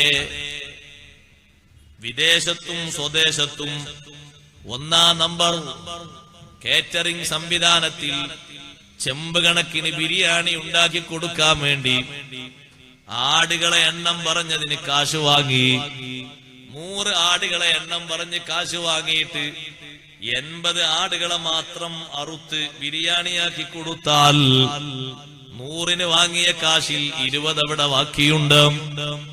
അത് തിരിച്ചു കൊടുക്കാതെ പോക്കറ്റിലേക്ക് താഴ്ത്തുന്നതും സാമ്പത്തിക രംഗത്ത് സ്വീകരിക്കുന്ന ഏറ്റവും വലിയ അപജയമാണ്. ദുഷിച്ച രൂപത്തിലുള്ള സമ്പാദ്യ ശൈലിയാണ്. ഒരിക്കലും ഇസ്ലാം അനുവദിക്കാത്ത ചൂഷണമാണ്. തന്നെ വിശ്വസിച്ച് ഏൽപ്പിച്ചതിന് ചെയ്യുന്ന ഏറ്റവും വലിയ തെറ്റല്ലേ അത്. ഹബീബ് മുഹമ്മദുർ റസൂലുള്ളാഹി സ്വല്ലല്ലാഹു അലൈഹി വസല്ലം തങ്ങൾ അതിന്റെ തെറ്റിദ്ധാരണ നീക്കാൻ വേണ്ടി സ്വഹാബത്തിനോട് എത്രയാണ് തങ്ങൾ ഉപദേശിച്ചത്. സക്കാത്ത് വാങ്ങാൻ വേണ്ടി ഒരാളെ പറഞ്ഞയച്ചു നബി സല്ലല്ലാഹു അലൈഹി വസല്ലം. തിരിച്ചു വന്നപ്പോൾ കുറെ ഒട്ടകങ്ങളും കുറെ സമ്പത്തും അദ്ദേഹത്തിന്റെ പക്കലുണ്ട്. പക്ഷേ നബി സല്ലല്ലാഹു അലൈഹി വസല്ലം തങ്ങളെ മുന്നിൽ പോയി സക്കാത്തിന്റെ സ്വത്ത് കൈമാറിയിട്ട് കുറച്ച് സ്വത്ത് തിരിച്ചു കൊണ്ടുപോകുമ്പോൾ തങ്ങൾ ചോദിച്ചു, അതോ അത് എനിക്ക് തന്നതാണ്. അപ്പൊ തങ്ങൾ പറഞ്ഞു, എന്നാൽ വീട്ടിലിരുന്നാൽ പോരെ, ഇങ്ങോട്ട് കൊണ്ടുവരുമെന്ന് നോക്കാമായിരുന്നല്ലോ. സാമ്പത്തിക രംഗത്ത് ശുദ്ധീകരണമില്ലെങ്കിൽ നമ്മുടെ കാര്യം പോക്കാണ്. സാമ്പത്തിക രംഗത്താണ് മെയിൻ ജിഹാദ് വേണ്ടത്. കുടുംബവുമായി ബന്ധപ്പെട്ട വലിയൊരു തലമാണല്ലോ അത്. മഹാന്മാരേറെ സൂക്ഷ്മത പാലിച്ചൊരു വിഷയമാണ്. വീണുപോയ ഒരു ദിർഹം പോലും തന്റേതാണെന്ന് ഉറപ്പില്ലാതെ എടുക്കാത്തവരാണ് പൂർവികർ. നമ്മളെ വലിയ പണ്ഡിതന്മാരെ കൂട്ടത്തിൽ അറിയപ്പെടുന്ന പണ്ഡിതനാണ് ഷെയ്ഖ് അബൂ ഇസ്ഹാഖ് ഷിറാസി റഹ്മത്തുള്ളാഹി അലൈഹി. ഇമാം ഷിറാസി റളിയല്ലാഹു അൻഹു ചില്ലറ പണ്ഡിതനല്ല, വലിയ മഹാനാണ്. മുഹദ്ദബിന്റെ മുസന്നിഫായ ഷെയ്ഖ് ഷിറാസി തങ്ങൾ ഒരു പള്ളിയിൽ നിസ്കരിക്കാൻ വേണ്ടി കയറി. തന്റെ പോക്കറ്റിൽ നിന്ന് ദിർഹം വീണുപോയി. നിസ്കാരം കഴിഞ്ഞപ്പോഴാണ് ദിർഹം തപ്പി നോക്കുമ്പോൾ കാണാത്തത്. പള്ളിയിൽ നിന്ന് പുറത്തിറങ്ങി കുറച്ച് നടന്നിട്ടുണ്ട്. തിരിച്ചു വന്നു നോക്കുമ്പോ അതേ സ്ഥലത്ത് ദിർഹം കാണുന്നുണ്ട്. അവിടെ എത്തുമ്പോൾ മഹാനവറുകൾക്കൊരു ആശങ്ക, ഇവിടെ വേറെ ആരെങ്കിലും ഞാൻ പോയ കണക്കിന് നിസ്കാരത്തിന് വന്ന് അവരെ കീശയിൽ നിന്ന് വീണുപോയതാണെങ്കിലോ എടുക്കാതെ തിരിച്ചുപോയി. അവർ വലിയ സൂക്ഷ്മതയാണ്. സാമ്പത്തിക രംഗത്തുള്ള ഒരു ജിഹാദാണ് സഹോദരങ്ങളെ. സാമ്പത്തിക രംഗത്തുള്ള ജിഹാദ് പറയുമ്പോ ചെലവഴിക്കുന്നത് മാത്രമല്ല, സ്വീകരിക്കുന്നതും നമ്മൾ നന്നായി മനസ്സിലാക്കേണ്ടതുണ്ട്. രണ്ടും ഖുർആൻ പണ്ഡിതന്മാർ ഉൾപ്പെടുത്തി പറഞ്ഞിട്ടുണ്ട്. എല്ലാ ഇബാറത്തുകളും വായിച്ച് ഞാൻ നീട്ടുന്നില്ല. അവിടെ നല്ല കൃത്യത പാലിക്കണം, കഴിവിന്റെ പരമാവധി സൂക്ഷ്മത പാലിക്കണം. അതിലെന്തെങ്കിലുമൊക്കെ അല്ലറ ചില്ലറ അപാകതകൾ വന്നെങ്കിൽ അള്ളാഹു മാപ്പാക്കി തരും. പക്ഷെ കടുത്ത രൂപത്തിലുള്ളതാണെങ്കിൽ അത് മാപ്പാവാൻ കുറച്ച് പ്രയാസം തന്നെയാണ്. ഹക്കടപാടുകളൊക്കെ വീട്ടാൻ വേണ്ടിയുള്ള ഒരു രംഗം വരുമ്പോ കൊടുക്കാനുള്ളതും കീഴ്ക്കാനുള്ളതൊക്കെ കീഴ്ക്കാനും കൊടുക്കാനും കൂട്ടാനൊക്കെ പറയുമ്പോ അത് ഒരു ഭാരിച്ച ചുമതലയായി മാറരുത്. കടം എന്ന് പറയുന്നത് എഴുതി തള്ളേണ്ട ഒന്നല്ല, അത് കൊടുത്തേക്കണം. അതേ രൂപത്തിലുള്ള വാഗ്ദാനങ്ങളൊക്കെ നിറവേറ്റേണ്ടതുണ്ട്. അത് വലിയൊരു ജിഹാദാണ്. വാഗ്ദാനങ്ങൾ നിറവേറ്റുക എന്ന് പറഞ്ഞാൽ വലിയൊരു ജിഹാദാണ് സാമ്പത്തിക രംഗത്തുള്ള. അഷ്റഫുൽ ഖൽഖ് സല്ലല്ലാഹു അലൈഹി വസല്ലം തങ്ങൾ വഫാത്തായി കുറച്ചു കഴിഞ്ഞപ്പോൾ സിദ്ദീഖ് റളിയല്ലാഹു അൻഹു ഖിലാഫത്ത് ഏറ്റെടുത്ത് ഭരണം മുന്നോട്ട് നീങ്ങുമ്പോ ബഹ്റൈനിൽ നിന്ന് സ്വത്ത് വന്നു. നമ്മൾ ഇന്ന് കേൾക്കുന്ന ബഹ്റൈൻ തന്നെ. ബൈത്തുൽ മാലിലേക്ക് ഒരുപാട് സ്വത്ത് വന്നു, പൊതു ഖജനാവിലേക്ക്. സിദ്ദീഖ് റളിയല്ലാഹു അൻഹു വിളംബരപ്പെടുത്തി, മൻ കാന ലഹു അലാ റസൂലില്ലാഹി സ്വല്ലല്ലാഹു അലൈഹി വസല്ലമ അഹ്ദുൻ ഔ ദൈനുൻ ഫല്യഅതിനാ. നബി സല്ലല്ലാഹു അലൈഹി വസല്ലമ തങ്ങൾ ആർക്കെങ്കിലും കടം തരാനുണ്ടെങ്കിൽ, ആരോടെങ്കിലും വല്ല വാഗ്ദത്തവും ചെയ്തിട്ടുണ്ടെങ്കിൽ നമ്മെ സമീപിച്ചു വാങ്ങിക്കൊള്ളണം. അപ്പൊ ആരെങ്കിലും വന്നോ? വന്നു. ബഹുമാനപ്പെട്ട ജാബിർ ബിൻ അബ്ദുല്ലാഹി റളിയല്ലാഹു അൻഹു മഹാനവറുകൾ വന്നിട്ട് പറഞ്ഞു, എനിക്ക് നബി സല്ലല്ലാഹു അലൈഹി വസല്ലം നിങ്ങൾ സമ്പത്ത് വന്നാൽ രണ്ട് കൈയും ഇങ്ങനെ കൂട്ടിയിട്ട് ഇത്രയും ഇത്രയും ഇത്രയും തരാന്ന് പറഞ്ഞിട്ടുണ്ട്. 3 വാരലുകൾ. അപ്പൊ അബൂബക്കർ സിദ്ദീഖ് റളിയല്ലാഹു അൻഹു പറഞ്ഞു, നിങ്ങളെ രണ്ട് കൈയൊന്ന് കൂട്ടിയിട്ട് ദാ ഇതിൽ നിന്നൊന്ന് വാരൂ. ഗോതമ്പല്ലട്ടോ വാരുന്നത്, ദിർഹമാണ്. മഹാനവറുകൾ രണ്ട് കൈയും ഇങ്ങനെ കൂട്ടിയിട്ട്, കെട്ടുകഥയല്ല, സ്വഹീഹുൽ ബുഖാരിയുടെ ഹദീസാണ്. രണ്ട് കൈയും ഇങ്ങനെ കൂട്ടി വാരി, ഇനി ഒരു ഭാഗത്തേക്ക് വെക്കൂന്ന് പറഞ്ഞു. അതൊന്ന് എണ്ണൂന്ന് പറഞ്ഞു. അത് എണ്ണി നോക്കുമ്പോൾ 500 ദിർഹമുണ്ട്. 1000 കൂടി കൊടുത്തു. അപ്പൊ 1500 ആയില്ലേ? 3 റെഡി ആയില്ലേ? പിന്നെയും അനൗൺസ്മെന്റ് ചെയ്യാൻ, ഇനിയും അനൗൺസ്മെന്റ് ചെയ്യാൻ. സാമ്പത്തിക രംഗത്തുള്ള ജിഹാദ് എന്ന് പറഞ്ഞാൽ അത് കൊടുത്തു തീർക്കേണ്ടിടത്ത് പിശുക്ക് കാണിക്കരുത് മുഅ്മിനുകളെ. ഹക്കായതൊക്കെ കൊടുക്കണം. തഫ്സീർ ഞാൻ വായിക്കുന്നത് അങ്ങനെയാ. നിർബന്ധമായി കൊടുക്കേണ്ടതും സുന്നത്തായി കൊടുക്കേണ്ടതും രണ്ടും ഈ ജിഹാദിൽ ഉൾപ്പെട്ടിട്ടുണ്ട് എന്ന് ഇമാം നസഫി റഹ്മത്തുള്ളാഹി അലൈഹി അവിടുത്തെ തഫ്സീറിൽ രേഖപ്പെടുത്തിയിട്ടുണ്ട്. അപ്പൊ അതിൽ നിർബന്ധമായ വിഷയങ്ങൾ നമ്മളൊരു ഭാഗത്ത് അറിയാതെ മിണ്ടാതെ പോയേക്കരുത്, നടന്നു ചോദിക്കണം. നമ്മൾ ഇപ്പോൾ ഈ പറഞ്ഞ ജാബിർ റളിയല്ലാഹു അൻഹു വാഗ്ദാനം ഏറ്റുവാങ്ങിയില്ലേ? ആ ജാബിർ റളിയല്ലാഹു അൻഹുവിനോട് യുദ്ധത്തിന് പോകുന്ന തലേന്നാണ് ബാപ്പ വിളിച്ചു പറഞ്ഞത്, ജാബിറേ, ബാപ്പക്ക് ഒരുപാട് കടമുണ്ട് ജാബിറേ. നാളെ നടക്കുന്ന യുദ്ധത്തിൽ ബാപ്പ ഷഹീദാകും, എനിക്കതിൽ ഉറപ്പുണ്ട്. അതുകൊണ്ട് ഞാൻ ഷഹീദായി കഴിഞ്ഞാൽ എന്റെ കടം മുഴുവനും നീ വീട്ടണം, ഒന്നും ബാക്കി വെക്കരുത്. ജാബിർ റളിയല്ലാഹു അൻഹുവിന്റെ ഉപ്പ അബ്ദുല്ലാഹി റളിയല്ലാഹു അൻഹു ഷഹീദായി. ഷഹീദായപ്പോൾ പിറ്റത്തെ ദിവസം നബി സല്ലല്ലാഹു അലൈഹി വസല്ലം തങ്ങളോട് പോയിട്ട് വിവരം പറഞ്ഞിട്ടുണ്ട്, ധാരാളം ആൾക്ക് വാപ്പ കടം കൊടുക്കാനുണ്ട് നബിയെ. അപ്പൊ നബി സല്ലല്ലാഹു അലൈഹി വസല്ലം തങ്ങൾ പറഞ്ഞു, നിങ്ങളുടെ പക്കൽ എന്താണുള്ളത്? എന്റെ പക്കലോ കുറഞ്ഞ കാരക്ക മരങ്ങൾ മാത്രമാണ്, ഈത്തപ്പഴ മരങ്ങളുണ്ട്, കൂടുതലൊന്നുമില്ല. അതിൽ നിന്ന് പറിക്കുന്ന ഖനികൾ അവർക്കെല്ലാവർക്കും മതിയാകുമോ? തികയൂല നബിയെ. എന്നാ നിങ്ങൾ പോയിട്ട് കടക്കാരെ നിങ്ങൾക്കറിയൂലേ, അവരോടൊന്ന് ബാപ്പ ഷഹീദായില്ലേ എന്ന വിവരം പറഞ്ഞിട്ട് ഒന്ന് ചുരുക്കി തരാൻ വേണ്ടി പറയൂ ജാബിറേ. ജാബിർ റളിയല്ലാഹു അൻഹു പോയിട്ട് കടക്കാരോട് പറഞ്ഞു, ബാപ്പ ഇന്നലെ ഏതായാലും ഷഹീദായി, അതൊക്കെ കടം തരാണ്ടല്ലോ, എല്ലാരും ഒന്ന് കുറച്ച് തരണം. കടക്കാര് പറഞ്ഞു, ഒരു ഇഞ്ച് കുറക്കൂല. അത് അവരുടെ ഒരു ഹക്കാണ്, അവകാശമാണ്, അങ്ങനെ പറഞ്ഞിട്ട് തെറ്റൊന്നുമില്ല. അങ്ങനെ കഴിയുന്ന ആൾക്കാർ കുറച്ചു കൊടുക്കുന്നത് നല്ലതൊക്കെ തന്നെയാണ്. പക്ഷെ അവര് പറഞ്ഞു കുറച്ചു തരുന്നില്ല, കിട്ടണം എന്ന് പറഞ്ഞു. അപ്പൊ നബി സല്ലല്ലാഹു അലൈഹി വസല്ലം വന്നിട്ട് പറഞ്ഞു, നബി അവർ കുറക്കാൻ തയ്യാറില്ല, എല്ലാവരും കിട്ടണം എന്നുള്ള താല്പര്യക്കാരാണ്, വേണമെന്നാണ് എല്ലാവരും പറയുന്നത്. അപ്പൊ തങ്ങൾ പറഞ്ഞു, താങ്കൾ പേടിക്കണ്ട, നാളെ നിങ്ങൾ തോട്ടത്തിലേക്ക് പോയി ഓരോ മരത്തിലും ഉള്ള കാരക്കകൾ, ഈത്തപ്പഴങ്ങൾ പറിച്ച് അതിന്റെ ചുവട്ടിൽ ഒരു കൊട്ട വെച്ച് ആ കൊട്ടയിലാക്കിയിട്ട് അത് അവിടെ വെക്കണം. ഒന്നും നിങ്ങൾ എടുക്കരുത്, വിതരണം ചെയ്യരുത്, ഞാൻ വരുന്നത് വരെ. രാവിലെ ദുഹാ സമയത്ത് നബി സല്ലല്ലാഹു അലൈഹി വസല്ലം തോട്ടത്തിലേക്ക് വന്നു. തോട്ടത്തിൽ വന്നിട്ട് എന്ത് ചെയ്തു? മരങ്ങളിലൂടെ ഒന്നിങ്ങനെ തവാഫ് ചെയ്തു, ഇങ്ങനെ കറങ്ങി. പിന്നീട് ഉമർ റളിയല്ലാഹു അൻഹു പറയുന്നുണ്ട്, ആ കറക്കം കണ്ടപ്പോഴേക്കെന്നെ ഞാൻ പറഞ്ഞിട്ടുണ്ട്, ജാബിർ റളിയല്ലാഹു അൻഹുവിന് എല്ലാവിധ ലാഭവും ഇന്ന് കിട്ടും. കാരണം ആരാ കറങ്ങുന്നത്? ഹബീബ് സല്ലല്ലാഹു അലൈഹി വസല്ലം തങ്ങളാണ്.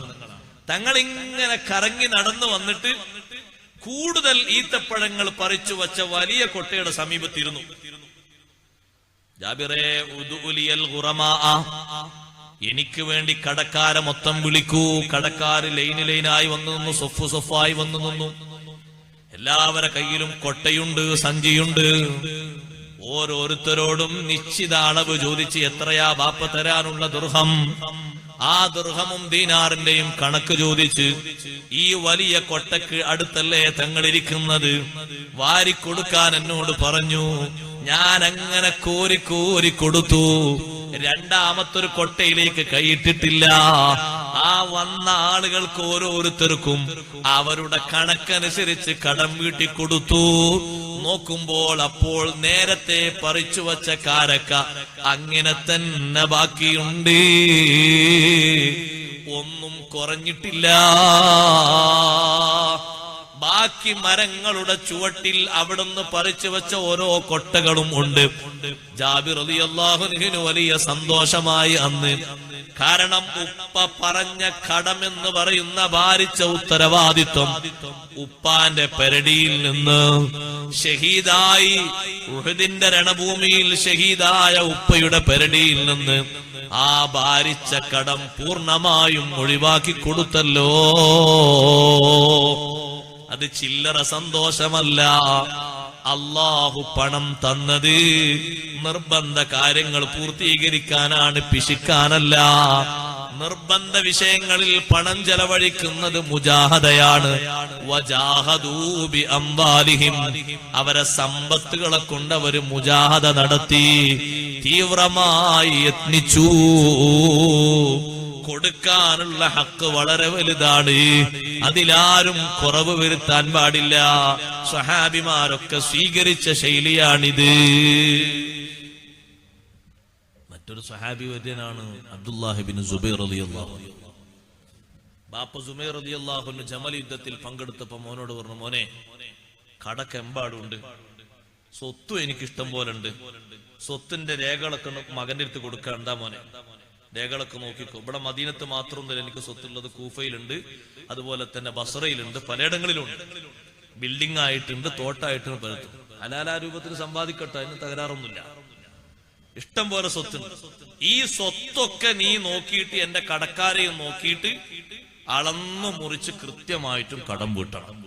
എന്നിട്ട് ഉപ്പ പറഞ്ഞു, കടം വീട്ടിയിട്ടല്ലാതെ സ്വത്ത് ഓഹരി വെക്കരുത്. നമ്മൾ 40 അങ്ങോട്ട് കഴിയാൻ കാത്തു. കുറെ മാന്യത കൂടുതലുള്ള ആൾക്കാരാണെങ്കിൽ ഒരു കൊല്ലം അങ്ങോട്ട് കഴിഞ്ഞോട്ടെ. ഇതാരോ പരിഗണിക്കലുണ്ടോ, ഏതോ ഭാഗത്തിന് ഹക്കുണ്ടോ, എന്തുണ്ടോ? മരിച്ചുപോയ ബാപ്പക്ക് ഹജ്ജ് വുജൂബുണ്ടോ? ബാപ്പ ഈ സ്ഥലം വാങ്ങുന്നന്ന് എത്രക്കാ വാങ്ങിയത്? സെന്റിന് 450 റുപ്യ. ഇപ്പൊ നമ്മളെ കയ്യിലേക്ക് അനന്തരം വരാൻ പോകുന്ന ആ സ്വത്തിന് ഒരു സെന്റിന് എത്ര? ഒരു സെന്റിന് 4.5 ലക്ഷം. ബാപ്പ വാങ്ങിയത് 450. ബാപ്പ ഇപ്പോഴാ മരിച്ചത്, അന്നല്ല. 450 വാങ്ങിയ അന്നല്ല മരിച്ചത്, ഇപ്പോഴാ മരിച്ചത്. അങ്ങനെയുള്ള 1 ഏക്കർ സ്ഥലമുണ്ട്. ബാപ്പ ഹജ്ജും ചെയ്തിട്ടില്ല. ഹജ്ജ് വുജൂബാണോ? ഇല്ലേ? ഹജ്ജ് വുജൂബാ. ഇതൊക്കെ വീട്ടാനുള്ള പൈസ ഒന്നെങ്കിൽ പോകാൻ ആൾക്ക് കൊടുക്കണം, അല്ലെങ്കിൽ ഒരാൾ ഏറ്റെടുക്കണം, വീട്ടണം. അത് ബാധ്യതയാണ്. പണ്ഡിതന്മാരെ കയ്യിലുള്ള കിതാബുകളെ പറ്റി വരെ ചർച്ചയില്ലേ? ഒരാളെ കയ്യിൽ ഡസൻ കണക്കിന് കിതാബുണ്ട്. ഇമാം മഹല്ലി റഹ്മത്തുള്ളാഹി അലൈഹി മഹല്ലിയിൽ കൊണ്ടുവന്നു ആ മസ്അല. ഈ ഡസൻ കണക്കിനുള്ള കിതാബുകളൊക്കെ കൊടുത്താൽ ഹജ്ജിന് പോകാനുള്ള കാശുണ്ടാകും. എല്ലാ കിതാബുകളും വിറ്റിട്ട് ഹജ്ജിന് പോകണോ? പോകണ്ടേ? ഇമാം മഹല്ലി റഹ്മത്തുള്ളാഹി അലൈഹി പറഞ്ഞു, കിതാബുകൾ പാരായണത്തിനും മുത്താലക്കും മസ്അല ചർച്ച ചെയ്യാനും നോക്കാനും അനിവാര്യമായ ഒന്നാണ്. പക്ഷേ ഒരേ തരമുള്ള കിതാബ് ഒന്നിലധികം സെറ്റുകൾ ഉണ്ടെങ്കിൽ അത് വിൽപ്പന നടത്തൽ അയാൾക്ക് ബാധ്യതയാണ്. അവിടെയും കണ്ടോ നിങ്ങൾ മസ്അല പറഞ്ഞത്? മൊത്തം കിതാബ് ഒന്നായിട്ട് കൊടുക്കണം എന്നല്ല. ഒരേ തരമുള്ള കിതാബ് 1ഉം 2ഉം 3ഉം ഒക്കെ ജോഡി കണക്കിന് ഉണ്ടെങ്കിൽ അത് വിൽക്കണം, എന്നിട്ട് പണം സ്വരൂപിക്കണം. നിർബന്ധ ബാധ്യതകൾ പലതും ഉണ്ടാകും. നോമ്പ് ഉമ്മാനോട് ചോദിച്ചു നോക്കണം, ബാപ്പ നോമ്പൊക്കെ നോറ്റിന്നോ? പണ്ടത്തെ കാലത്ത് പണിക്കൊക്കെ പോകുമ്പോ അന്ന് നിങ്ങളാ ചെറുപ്പത്തിൽ വരൾച്ചല്ലേ? അപ്പൊ ഉമ്മ പറയും, ബാപ്പാന്റെ നോമ്പ് എനിക്ക് ശരിക്ക് ബാപ്പ നോമ്പൊറ്റൊരു പിടിപാടുള്ളത് ഒരു 6ാമത്തെ കുട്ടിയൊക്കെ അതിന്റെ ശേഷം. നമ്മളമ്മാര് പറയും, ബാപ്പ ശരിക്കും നോമ്പ് ക്ലച്ച് പിടിച്ചത് ഒരു 6ാമത്തെ കുട്ടിയൊക്കെ അതിന്റെ ശേഷമാണ്. അമ്മ എത്ര കൊല്ലായിട്ടുണ്ടാകും നിങ്ങൾക്ക്? ബാപ്പാക്ക് 6ാമത്തെ കുട്ടിയായപ്പോ എത്ര വയസ്സായിട്ടുണ്ടാവും? നിങ്ങൾ രണ്ടുപേരും ഒരുമിച്ച് ജീവിതം തുടങ്ങിയതോടുകൂടി. അപ്പൊ അമ്മ ഇങ്ങനെ കണക്കൂട്ടിട്ട് പറയും, മോനെ അന്ന് ബാപ്പക്ക് ഒരു 47 വയസ്സ് 45 വയസ്സൊക്കെ ഉണ്ടാവും 6ാമത്തെ കുട്ടിയായപ്പോ. അപ്പൊ എപ്പോഴാ കല്യാണം? കല്യാണം നടന്നപ്പോ ബാപ്പാന്റെ വയസ്സിന്റെ ഓർമ്മ ഒരു 23, 24 അവിടെ. ഇങ്ങോട്ട് കൂട്ടണം, ഓരോ വർഷവും കൂട്ടണം. ആ വർഷം പിന്തിച്ചതിനും കൂട്ടണം. ലോഡ് കണക്കിന് മുദ്ദ് നിർബന്ധമായും കൊടുക്കേണ്ടതുണ്ട്. ബാപ്പ ബാക്കി വെച്ച പണത്തിൽ നിന്ന് കൊടുക്കേണ്ടതുണ്ട്. പണമായിട്ട് കാശ് വാരി വെക്കണമെന്നല്ല, സമ്പത്തായി പരിഗണിക്കപ്പെടാൻ പറ്റിയത് എന്തുണ്ടോ അതിൽ നിന്നൊക്കെ വീട്ടേണ്ടതുണ്ട്. ഇങ്ങനെ പറയുമ്പോ ഇപ്പൊ ഹയാത്തിലുള്ള കുറെ ബാപ്പാരോട് പറയട്ടെ, നിങ്ങളെ പെരടിയിൽ പഴയ കാലത്ത് അങ്ങനെ നോമ്പ് വല്ലതും ബാക്കിയുണ്ടെങ്കിൽ മോറ്റ് വീട്ടാവുന്നത്ര വീട്ടുകയും പിന്തിച്ചതിനുള്ള മുദ്ദ് ഇപ്പോൾ തന്നെ കൊടുത്താൽ പിന്നെ മക്കളാരും കാത്തിരിക്കേണ്ട ആവശ്യമില്ല. കഴിവിന്റെ പരമാവധി നോറ്റും വീട്ട. ഏതായാലും മുദ്ദെല്ലാത്തിനും കൊടുക്കേണ്ടി വരുമല്ലോ. പിന്തിച്ചതിനൊക്കെ എന്നെ കണക്കനുസരിച്ച് നോൽക്കാൻ ബാധ്യത ഉണ്ട്, കഴിവുണ്ട്. പക്ഷെ അന്ന് അത്ര ഉണ്ടായിരുന്നുള്ളൂ. എന്ത് ഇൽമ അത്രേ ഉള്ളൂ. അന്ന് കൂടുതലൊന്നും അങ്ങനെ പഠിച്ചിട്ടില്ലായിരുന്നു. ചെറിയൊരു ഓത്തും ചെറിയൊരു നിസ്കാരം ചെറിയൊരു അടിക്കണക്ക് വെയ്ത്തൊക്കെ പഠിച്ച് അങ്ങനെ നീങ്ങിയതാണ്. ആ പെരടിയിലുള്ള ഭാരിച്ച ബാധ്യത അഴിച്ചു വെക്കേണ്ടതുണ്ട്. അതിന് സമ്പത്തിന്റെ നല്ലൊരു ഭാഗം ചെലവഴിക്കേണ്ടതുണ്ട്. ഉമ്മയുടെ വകുപ്പ് പറയാണെങ്കിലും അവിടെയും അങ്ങനെയുണ്ട്. അപ്പോൾ സഹോദരന്മാരെ, ബാപ്പമാരുടെ ഉമ്മമാരുടെ സമ്പത്ത് നമ്മൾ കയ്യിൽ വെക്കുമ്പോൾ സൂക്ഷിക്കേണ്ട ഒരു വിഭാഗമാണ്, അതൊരു വിഷയമാണത്. അവര് നമുക്ക് കൈമാറി തന്ന സ്വത്തിൽ അവർക്കുള്ള ഭാരിച്ച ബാധ്യതയുണ്ടോ അത് വീട്ടിയേക്കണം. സുബൈർ റളിയല്ലാഹു അൻഹുവിന്റെ മകൻ അബ്ദുല്ലാഹി ഇബ്നു സുബൈർ റളിയല്ലാഹു അൻഹു ധീരനായ സ്വഹാബി വര്യനാണല്ലോ. ആ അബ്ദുല്ലാഹി ഇബ്നു സുബൈർ റളിയല്ലാഹു അൻഹു ബാപ്പ ഷഹീദായപ്പോ ബാപ്പ നേരത്തെ തന്ന കണക്ക് പ്രകാരമുള്ള സ്വത്തിന്റെ വിലയൊക്കെ കൂട്ടി നോക്കി. അന്ന് തന്നെ ലക്ഷക്കണക്കിന് രൂപന്റെ സ്വത്തുണ്ട്. 1000-ന്റെയും 10,000-ന്റെയും എല്ലാ ലക്ഷക്കണക്കിന് രൂപയുടേതുണ്ട്. കടക്കാർക്ക് കൊടുക്കാനുള്ള കടവും കൂട്ടി നോക്കി. അങ്ങനെ അതാ ഒരു കൊല്ലത്തോളം എല്ലാ ചന്തകളിലും ആളുകൾ സമ്മേളിക്കുന്ന സംഗമ സ്ഥലങ്ങളിലും ഒരു അനൗൺസ്മെന്റ് ജനങ്ങളൊക്കെ കേട്ട് പതിവായി. മൻ കാന ലഹു അല സുബൈരി ദൈനുൻ ഫല്യതിനാ. സുബൈർ റളിയല്ലാഹു അൻഹു ആർക്കെങ്കിലും കടം തരാനുണ്ടെങ്കിൽ നമ്മളുടെ സമീപം വരട്ടെ. എത്രത്തോളം ബാപ്പ പറഞ്ഞിട്ടുണ്ട് എന്നറിയോ? മോനെ, കടങ്ങളൊക്കെ വീട്ടാൻ മുഴുവൻ കാശുമെടുത്തിട്ട് പണം തികയാതെ വരുന്ന പരിതസ്ഥിതി വന്നാൽ ഇസ്തഇൻ ബിമൗലായ, എന്റെ യജമാനനോട് നീ സഹായം തേടണം. അപ്പോൾ മകൻ ചോദിച്ചു, അമൻ മൗലാക്കയ അബി, നിങ്ങളെ യജമാനൻ ആരാണ് ഉപ്പാ? എന്റെ യജമാനൻ അല്ലാഹുവാണ്. അല്ലാഹുവിനോട് നീ പറയണം, അല്ലാഹുവേ, എന്റെ ബാപ്പ സുബൈറിന്റെ കടം നീ വീട്ടി തരണേ അല്ലാ. അത് നീ നിത്യമായും പ്രാർത്ഥന നടത്തണം. അല്ലാഹു നിനക്ക് സാമ്പത്തിക രംഗത്ത് വർധനവ് തന്ന് എന്റെ കടം വീട്ടാനുള്ള അവസരം തുറന്നു തരും. ഒരു കൊല്ലം അനൗൺസ്മെന്റ് നടത്തി അരിച്ചു പെറുക്കി കിട്ടാവുന്ന അത്രയും ആളുകളെ സ്വരൂപിച്ച് അവർക്കൊക്കെ ഓരോ സ്ഥലം ഭാഗിച്ചു കൊടുത്തു, കെട്ടിടം കൊടുത്തു, പലതും കൊടുത്തു തീർത്തു. അപ്പൊ കുടുംബക്കാരൊക്കെ കൂടി വന്നിട്ട് വെച്ചു, സ്വത്ത് ഊരിയക്കല്ലേ. അവരെ സൂക്ഷ്മതയാ ഞാൻ പറഞ്ഞു, സ്വത്ത് ഊരിയക്കല്ലേ. അപ്പോ അബ്ദുല്ലാഹി ബിൻ സുബൈർ റളിയല്ലാഹു അൻഹു പറഞ്ഞു, സമയമായിട്ടില്ല, ഒരു കൊല്ലം കൂടി കഴിയട്ടെ. ഷഹീദായിട്ട് ഒരു കൊല്ലായി. എന്തിന്? ഒരു കൊല്ലം കൂടി എനിക്ക് ഇങ്ങനെ ഒന്നുകൂടി വിളിച്ചു പറയാനുണ്ട്. ഇത് സൂക്ഷ്മതയാണ്. നമ്മൾ ശരിക്കും അന്വേഷിക്കണം. വരിസംഖ്യ കൊടുക്കാനുണ്ടോ? വാഗ്ദത്തങ്ങൾ കൊടുക്കാനുണ്ടോ? പള്ളിക്കമ്മിറ്റിക്ക് പഴയകാലത്ത് കൊടുക്കാനുണ്ടോ? ഏതെങ്കിലും ലേലം വിളിച്ച കാശ് ബാക്കിയുണ്ടോ? എല്ലാം കൊടുത്തു തീർക്കേണ്ടതുണ്ട്. അതൊക്കെ ഹക്കാണ്. സമ്പത്ത് കൊണ്ടുള്ളൊരു ജിഹാദ് അങ്ങനെയാണ്.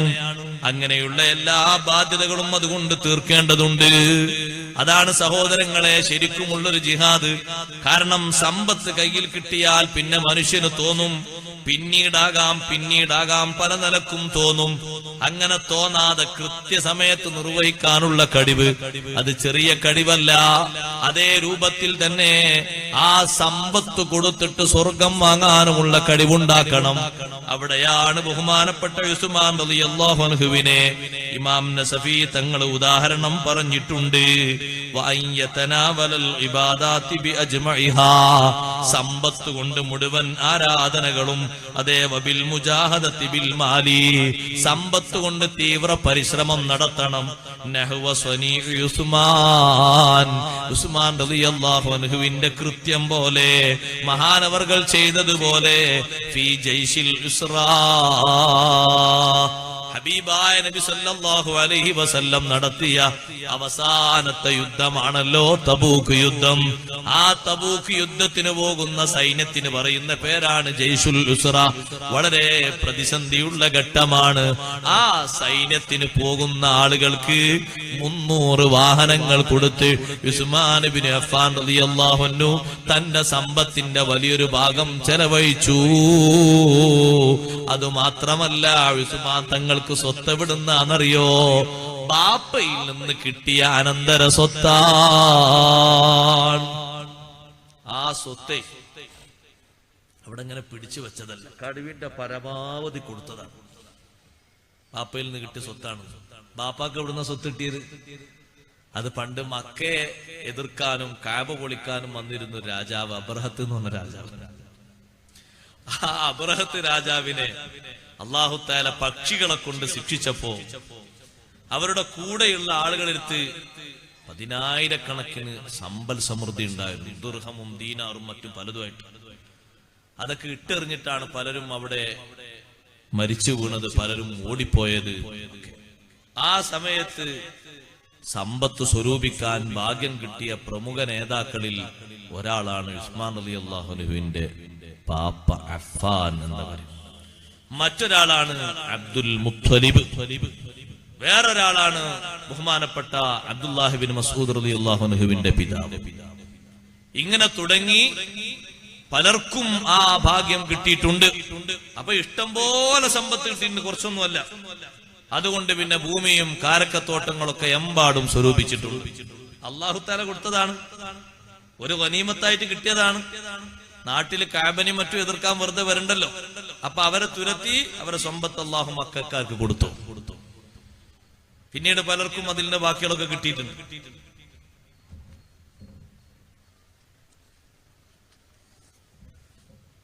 അപ്പൊ ഞാൻ പറഞ്ഞു വന്നത്, സാമ്പത്തിക രംഗത്ത് ഇങ്ങനെ ചെലവഴിക്കുന്ന, നല്ല മാർഗത്തിൽ ചെലവഴിക്കുന്ന എല്ലാ പരിപാടികൾക്കും മുജാഹദ എന്ന് പറയും. സമ്പത്ത് കൊണ്ടുള്ള മുജാഹദ.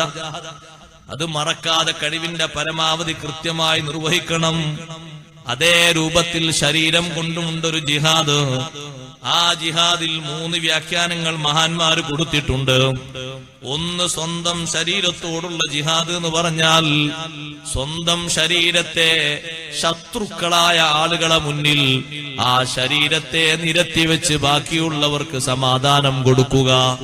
നാടിനെയും നാട്ടുകാരെയും കൊള്ളയടിക്കാൻ വേണ്ടി വരുന്ന ശത്രുക്കൾ, അവർക്കെതിരെ പോരാട്ടം നടത്തിയിട്ട് ഇവിടെ ജീവിക്കുന്ന ആളുകളുടെ ജീവനും സ്വത്തിനും വില കൽപ്പിച്ച് ശത്രുക്കളെ തുരത്താൻ വേണ്ടി ശരീരം മുന്നോട്ട് വെക്കുക. അതേ രൂപത്തിൽ തന്നെയാണ് അതിനേക്കാളും വലിയൊരു ജിഹാദുണ്ട്. അതാണ് ശൈത്താനിനോടുള്ള ജിഹാദ്. അതും പറഞ്ഞിട്ടുണ്ട്, വജാഹദൂ ബി അംവാലിഹിം വഅൻഫുസിഹിം. ശരീരം കൊണ്ട് അവർ ജിഹാദ് ചെയ്തു എന്ന് പറഞ്ഞാൽ ശൈത്താനോട് ജിഹാദ് നടത്തി. അവിൽ ഹവാ, അല്ലെങ്കിൽ ശരീരത്തിന്റെ ഇച്ഛയോട്. ശരീരം പല കാര്യങ്ങളും ഇച്ഛിക്കും. ആ ഇച്ഛിക്കുന്നതിന് വഴിപ്പെടാതെ അവിടെ നല്ലൊരു അളവുകോലും കൊണ്ട് അളക്കുക. അത് ശരിയാണോ ശരിയല്ലേ, അള്ളാഹു പഠിപ്പിച്ചതിന് അനുകൂലമാണോ പ്രതികൂലമാണോ? പ്രതികൂലമാണെങ്കിൽ ഏത് രൂപത്തിൽ സൗന്ദര്യപ്പെട്ട് വന്നാലും തള്ളിക്കളയേണ്ടതുണ്ട്. അതേ തീവ്രമായ പരിശ്രമം അവിടെ നടത്തണം. ശൈത്താനിനോടുള്ള ജിഹാദും അങ്ങനെയാണ്. അതേ സ്വന്തം ശരീരത്തിന്റെ ഇച്ഛയോടുള്ള ജിഹാദും അങ്ങനെയാണ്. ആ ശരീരത്തിന്റെ ഇച്ഛയോടുള്ള ജിഹാദിന്റെ ഭാഗമാണ് എന്തെങ്കിലും ഒരു കർമ്മം ചെയ്യാൻ വേണ്ടി ഒരുങ്ങുന്ന മനുഷ്യന്റെ മുന്നിൽ ഒരുപാട് പ്രതിബന്ധങ്ങൾ വരും.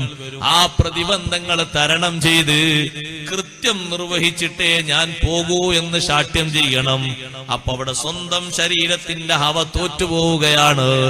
25 മിനിറ്റ് ഇരുന്ന് ഖുർആനോദാൻ ഉദ്ദേശിക്കുന്ന ഒരു വ്യക്തി 5 മിനിറ്റ് ആകുമ്പോഴേക്ക് അവന്റെ മനസ്സിലതാ വസുവാസ് വരുന്നു. ബാക്കി വൈകുന്നേരം ഓതിയാലോ, ബാക്കി ഉച്ചക്ക് ഓതിയാലോ, ബാക്കി രാത്രി കിടക്കുന്നതിന്റെ മുമ്പ് ഓതിയാലോ, ആദ്യം നിശ്ചയിച്ചിരുന്നത് സുബൈക്ക് ശേഷം തന്നെ ഓതാനാണെങ്കിൽ ആ ചിന്തകളോടൊക്കെ സമരം ചെയ്ത് മുഴുവനായും ഓതി തീർക്കുക. മുഴുവനായും ഓതി തീർക്കുമെന്ന് ശാഠ്യം ചെയ്ത് ഉറപ്പിച്ചു ഓതി തീർക്കുക. അങ്ങനെ ഓതി തീർക്കുമ്പോ അവന്റെ ഹവയെ അവൻ തോൽപ്പിച്ചു കളഞ്ഞു. അവൻ വിചാരിക്കുന്ന ഖൈറ് വിജയിച്ചു. അതുകൊണ്ട് ആ ചെയ്യുന്ന അമല് പതിവാക്കി ചെയ്യുന്ന ആളുകൾക്ക് ഹവയോട് സമരം ചെയ്യാനുള്ള കഴിവുണ്ട്. ഒരിക്കൽ പോലും വിട്ടുപോകാതെ ഞാനത് നിർവഹിച്ചിട്ടുണ്ട്, എല്ലാ കാലത്തും എല്ലാ സമയത്തും ചെയ്തിട്ടുണ്ട് എന്ന് മഹാരഥന്മാരായ പണ്ഡിതന്മാര് പറയുന്നത് സ്വന്തം ഇച്ഛയോട് സമരം ചെയ്തിട്ടാണ്. എനിക്കൊരിക്കലും അത് നഷ്ടപ്പെടേണ്ടി വന്നിട്ടില്ല, ഞാനത് നഷ്ടപ്പെടുത്തിയിട്ടില്ല. കണ്ടില്ലേ നിങ്ങൾ, ബഹുമാനപ്പെട്ട അലി ഇബ്നു അബീ ത്വാലിബ് റളിയല്ലാഹു അൻഹു മഹാനവർകൾ പറയുന്നു, അഷ്റഫുൽ ഖൽഖ് സല്ലല്ലാഹു അലൈഹി വസല്ലം ഞാൻ ഏറ്റവും പ്രയാസം അനുഭവിച്ച് ജീവിതകാലം മുന്നോട്ട് പോകുമ്പോ എന്റെ ഭാര്യ ഫാത്തിമ റളിയല്ലാഹു അൻഹ പറഞ്ഞു, ഭർത്താവേ നമ്മുടെ ജീവിതത്തിനൊരു സുഖം കിട്ടുമല്ലോ, ബാപ്പാനടുത്ത് ധാരാളം അടിമകളുണ്ടല്ലോ, നിങ്ങളൊന്നിനെ ചോദിച്ചു നോക്കൂ, അത് ബാപ്പ തന്നേക്കും, നിങ്ങൾ ചോദിച്ചാൽ തട്ടിക്കളയൂല. ഞാൻ പറഞ്ഞു, അലി റളിയല്ലാഹു അൻഹു പറയാണ്, ഞാൻ പറഞ്ഞു അത് ചോദിക്കാൻ നല്ലത് എന്നെക്കാളും നിങ്ങളാണ്. മകള് ചോദിച്ചാൽ അത്ര പരിഗണനൊന്നും ഞാൻ ചോദിച്ചാണ്ടാകൂല, നിങ്ങൾ പോയി ചോദിച്ചു. ഫാത്തിമ ബീവി റളിയല്ലാഹു അൻഹ ഏതായാലും ഭർത്താവ് അങ്ങനെ പറഞ്ഞല്ലോ ചോദിക്കാൻ, പോയി. ഇശാഇന്റെ ശേഷം പോയി. രാത്രി ആയിഷ ബീവി റളിയല്ലാഹു അൻഹയുടെ വീട്ടിലാണ് അന്ന് നബി സല്ലല്ലാഹു അലൈഹി വസല്ലമയുടെ താമസം. അവിടെ എത്തുമ്പോ നബി സല്ലല്ലാഹു അലൈഹി വസല്ലം എത്തിയിട്ടില്ല. ആയിഷ റളിയല്ലാഹു അൻഹ ചോദിച്ചു, എന്തേ വന്നത്? ഒന്നുമല്ല, പന കാണാൻ വേണ്ടി വന്നതാ, കാര്യം പറഞ്ഞതുമില്ല. പിന്നെ എന്ന് പറഞ്ഞ അവിടെ നിന്ന് ഇറങ്ങി. നബി സല്ലല്ലാഹു അലൈഹി വസല്ലം അന്ന് പതിവിൽ നിന്ന് കുറച്ച് വൈകിട്ടാണ് വീട്ടിലെത്തിയത്. എത്തിയ ഉടനെ ആയിഷ ബീവി റളിയല്ലാഹു അൻഹ പറഞ്ഞു, മകള് വന്നിരുന്നു. ഇങ്ങനെ കാര്യങ്ങളൊക്കെ പറഞ്ഞിരുന്നു. എന്തിനാ വന്നത് അതൊന്നും പറഞ്ഞില്ല, നിങ്ങളെ കാണാൻ വന്നതാണ്. ഉടനെ തന്നെ ഇറങ്ങി വന്ന് വീട്ടിൽ കയറി അല്പം വിശ്രമിച്ചു. ഉടനെ ഇറങ്ങിയിട്ട് മകളുടെ വീട് തൊട്ടടുത്ത് കാണുന്നിടത്ത് തന്നെയാണ് അവിടെ എത്തി നോക്കുമ്പോ വിളക്ക് കെടുത്തിയിട്ട് അവരിതാ വിളക്ക് കെടുത്തിയിട്ട് ഉറങ്ങിയിട്ടുണ്ട്.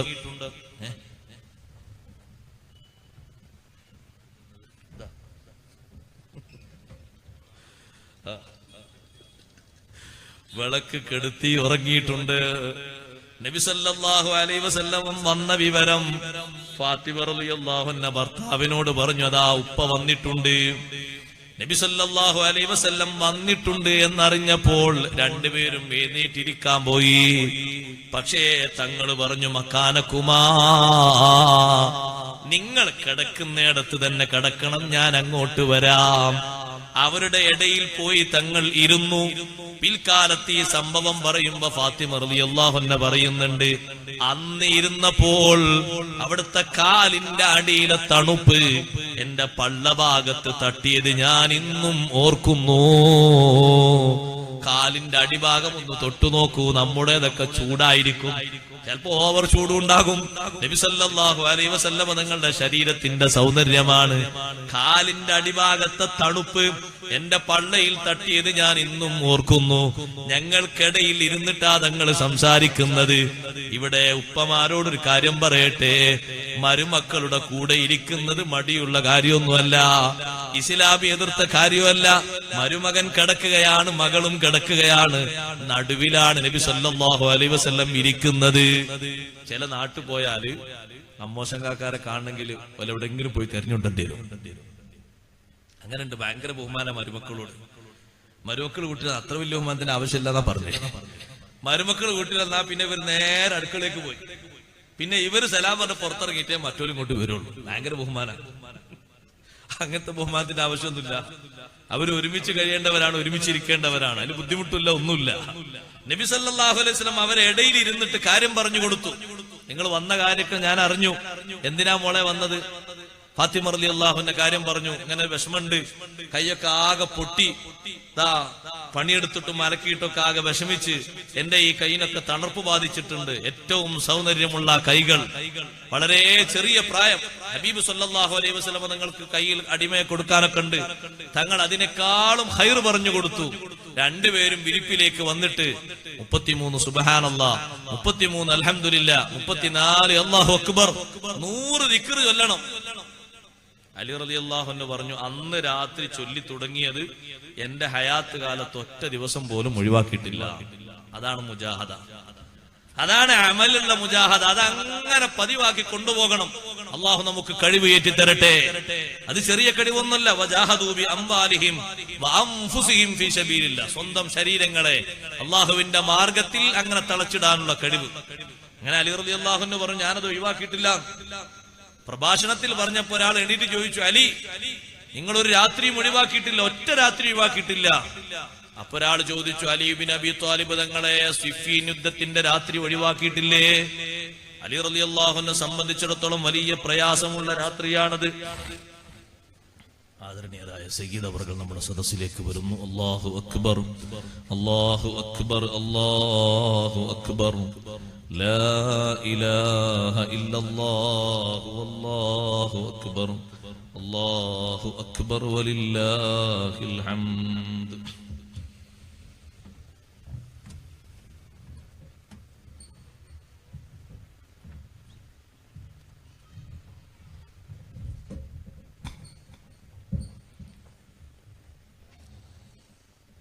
ഞാൻ കൂടുതൽ നീട്ടുന്നില്ല, ആയത്തുകളൊക്കെ ഒന്ന് ചുരുങ്ങിയ രൂപത്തിൽ പറഞ്ഞ് അവസാനിപ്പിക്കട്ടെ. അലി ബിൻ അബി ത്വാലിബ് റളിയല്ലാഹു അൻഹു പറഞ്ഞു, സിഫീൻ യുദ്ധത്തിന്റെ രാത്രി വളരെയധികം പ്രശ്നകലുഷിതമായ രാത്രിയാണ്. യുദ്ധമൊന്നും വിശദീകരിക്കാൻ ഇപ്പോൾ സമയമില്ല. ഇരിക്കട്ടെ, ആ സിഫീൻ യുദ്ധത്തിന്റെ രാത്രി നിങ്ങൾ ചൊല്ലിയിട്ടുണ്ടോ? നമ്മളോട് ചോദിക്കാണ് ഒരാൾ, ബാപ്പ മരിച്ചാൽ നിങ്ങൾ ചൊല്ലിയിട്ടുണ്ടോ വെച്ചാൽ നമ്മൾ പറയാം, അന്നൊക്കെ വിട്ടുപോയി എന്ന് പറയും. കാരണം അന്ന് നമ്മളെ സംബന്ധിച്ചിടത്തോളം പല ചുവലും ഉണ്ടാകൂലേ. ഇത് ബദറും ഉഹദും ഖന്തക്കും പോലെയല്ല, അതിനേക്കാളും സങ്കീർണമായ രാത്രിയാണ്. അലി റളിയല്ലാഹു അൻഹു പറഞ്ഞു, അന്നും ഞാനത് ചൊല്ലിയിട്ടുണ്ട്. ഒരൊറ്റ രാത്രിയും ഞാൻ ആ 100 ദിക്ർ ഒഴിവാക്കിയിട്ടില്ല. പ്രിയപ്പെട്ട സഹോദരിമാരെ, സഹോദരന്മാരെ, ഇതൊരു മുജാഹദയാണ്, ശരീരത്തിന് കൊടുക്കുന്ന മുജാഹദ. അവിടെയാണ് ശരീരത്തിന്റെ സ്വേച്ഛത തോറ്റുപോകുന്നത്, സ്വേച്ഛതയുടെ ആധിപത്യം കുറഞ്ഞു പോകുന്നത്. എന്നും നിങ്ങൾ ഖുർആൻ ഓതാൻ തയ്യാറുള്ളവരാണെങ്കിൽ, ഒരു ജുസ് ഓതുന്നവരാണെങ്കിൽ കുറക്കരുത്. അതങ്ങനെ തന്നെ ദായിമാക്കണം. വിത്ർ നിസ്കരിക്കുന്നവർ ഒരു കാരണവശാലും അത് കുറഞ്ഞു പോകരുത്, അതങ്ങനെ തന്നെ ദായിമാക്കണം. ദുഹാ നിസ്കരിക്കുന്നവർ വിട്ടുപോകരുത്. എന്നും പതിവായി ചെയ്യുന്നവർക്ക്, അഥവാ രാത്രി ചെയ്യുന്നത് രാത്രി വിട്ടുപോയാൽ, പകല് ചെയ്യുന്നത് പകല് വിട്ടുപോയാൽ, മറ്റൊരു സമയത്ത് അത് നഷ്ടപ്പെട്ടത് വീണ്ടെടുക്കണം. ആയിഷ ബീവി റളിയല്ലാഹു അൻഹ നബി തങ്ങളോട് ചോദിച്ചു, നബിയേ, ഇന്നലെ രാത്രി പതിവായി ചൊല്ലുന്ന വിർദുകള് പലതും എനിക്ക് നഷ്ടപ്പെട്ടു. അപ്പൊ ഹബീബ് സല്ലല്ലാഹു അലൈഹി വസല്ലം പറഞ്ഞു, ആയിഷ, നാളെ ളുഹ്റിന്റെ മുമ്പ് നിങ്ങളത് വീണ്ടെടുത്തോളൂ. രാത്രി ചെല്ലിയതുപോലെയാകില്ലെങ്കിലും വീണ്ടെടുത്തതിന്, പതിവായതല്ലേ വീണ്ടെടുക്കുന്നത്, അതിന് പ്രത്യേകതയുണ്ട്. നഷ്ടപ്പെടാതിരിക്കാനുമുള്ള കൂടുതൽ സൗകര്യത്തിനും അത് കാരണമാണ്. ഇന്ന് പോയില്ലേ നാളെ മുതലാക്കാം, അങ്ങനെ ചിന്തിക്കും ചിലര്. ഇന്ന് പോയില്ലേ, ഒരു കൊല്ലം തുടർത്തി കൊണ്ടുവന്നതാണ്, ഇന്ന് പോയി, ഈ നാളെ മുതൽ പുതിയ സ്റ്റാർട്ട് ചെയ്യാം. അങ്ങനെയല്ല, പോയത് വീണ്ടും പരിഹരിച്ച് ഇനി പോകില്ല എന്ന് ദൃഢനിശ്ചയം ചെയ്ത് കർമ്മരംഗത്ത് നമ്മൾ ശ്രദ്ധ പാലിക്കണം. വജാഹദൂ ബി അംവാലിഹിം വഅൻഫുസിഹിം ഫീ സബീലില്ലാഹ് ഉലൈക ഹുമുസ് സാദിഖൂൻ. ഈ അടയാളമുള്ള വിശ്വാസികൾ, സമ്പൂർണത പ്രാപിച്ചവർ, അവര് സത്യവാന്മാരാണ്. അബൂബക്കർ സിദ്ദീഖ് റളിയല്ലാഹു അൻഹു വിളിച്ചിട്ട് നബി തങ്ങൾ പറഞ്ഞു, സിദ്ദീഖേ, അലൈക ബിസുദ്ഖിൽ ഹദീസ്. ഇന്നലെ നമ്മൾ പറയേണ്ടതാണ്, പക്ഷേ ബാക്കി വെച്ചതാണ്. അലൈക ബിസുദ്ഖിൽ ഹദീസ്, നിങ്ങൾ സത്യസന്ധമായ വർത്തമാനം നിർബന്ധമാക്കണം. വൽ വഫാഇ ബിൽ അഹ്ദി, വാഗ്ദത്ത പാലനം നിങ്ങൾ നിർബന്ധമാക്കണം. ആരോട് എന്ത് കരാർ ചെയ്താലും പൂർത്തീകരിക്കണം. വഹിഫുലിൽ അമാന, അമാനത്ത് കാത്തു സൂക്ഷിക്കണം. ഭാര്യ അമാനത്താണ്, മക്കള് അമാനത്താണ്, സമയം അമാനത്താണ്, ആരോഗ്യം അമാനത്താണ്, സ്വത്ത് അമാനത്താണ്. ആ അമാനത്തൊക്കെ റെഡിയായി സൂക്ഷിക്കണം. ഫഇന്നഹാ വസിയ്യത്തുൽ അംബിയാ, ഇത് നബിമാരുടെ വസിയ്യത്താണ്. ഓരോ നബിമാരും അവരവരുടെ ജനതക്ക് കൊടുത്ത നിർദ്ദേശമാണ്. ആ നിർദ്ദേശം ഞാനും നിങ്ങൾക്ക് തരികയാണ്. നിങ്ങൾ കള്ളം പറയരുത്, എപ്പോഴും സിദ്ഖ് നിലനിർത്തണം. അതേ വാഗ്ദത്ത പാലനം എപ്പോഴും സൂക്ഷിക്കണം. അതേ രൂപത്തിൽ അമാനത്ത് സൂക്ഷിക്കുന്നതിലും സജീവമാകണം. കച്ചവടക്കാരോട് നബി തങ്ങൾ വിളിച്ചു പറഞ്ഞില്ലേ, ഓ കച്ചവടക്കാരെ, ഇന്നല്ലാഹ ബാഇസുകും യൗമൽ ഖിയാമത്തി ഫുജ്ജാറാ, അല്ലാഹു ഖിയാമത്ത് നാളിൽ നിങ്ങളെ ഫാജിരീങ്ങളായി, ദുർമാർഗികളായി എഴുന്നേൽപ്പിക്കും. ഇല്ലാമൻ സ്വദഖാ വവസലാ വഅദ്ദൽ അമാന, സത്യം പറഞ്ഞു, ബന്ധങ്ങൾ പുലർത്തി, ഉത്തരവാദിത്തം നിർവഹിച്ച കച്ചവടക്കാരൊഴികെ. എന്നിട്ട് എന്തേ അങ്ങനെ പറയാനുള്ള കാരണം? കച്ചവടക്കാരിൽ അധിക പേരും ദുർമാർഗികളാണ് പറയാനുള്ള കാരണം. നബി സല്ലല്ലാഹു അലൈഹി വസല്ലം പറഞ്ഞു, ലിഅന്നഹും യഹ്ലിഫൂന ഫയഅ്സമൂന വയതഹദ്ദസൂന ഫയുകദ്ദിബൂൻ. കള്ള സത്യം ചെയ്യും. ഇത് ഇന്നലെ കൊണ്ടുവന്നാണെന്ന് പറയും.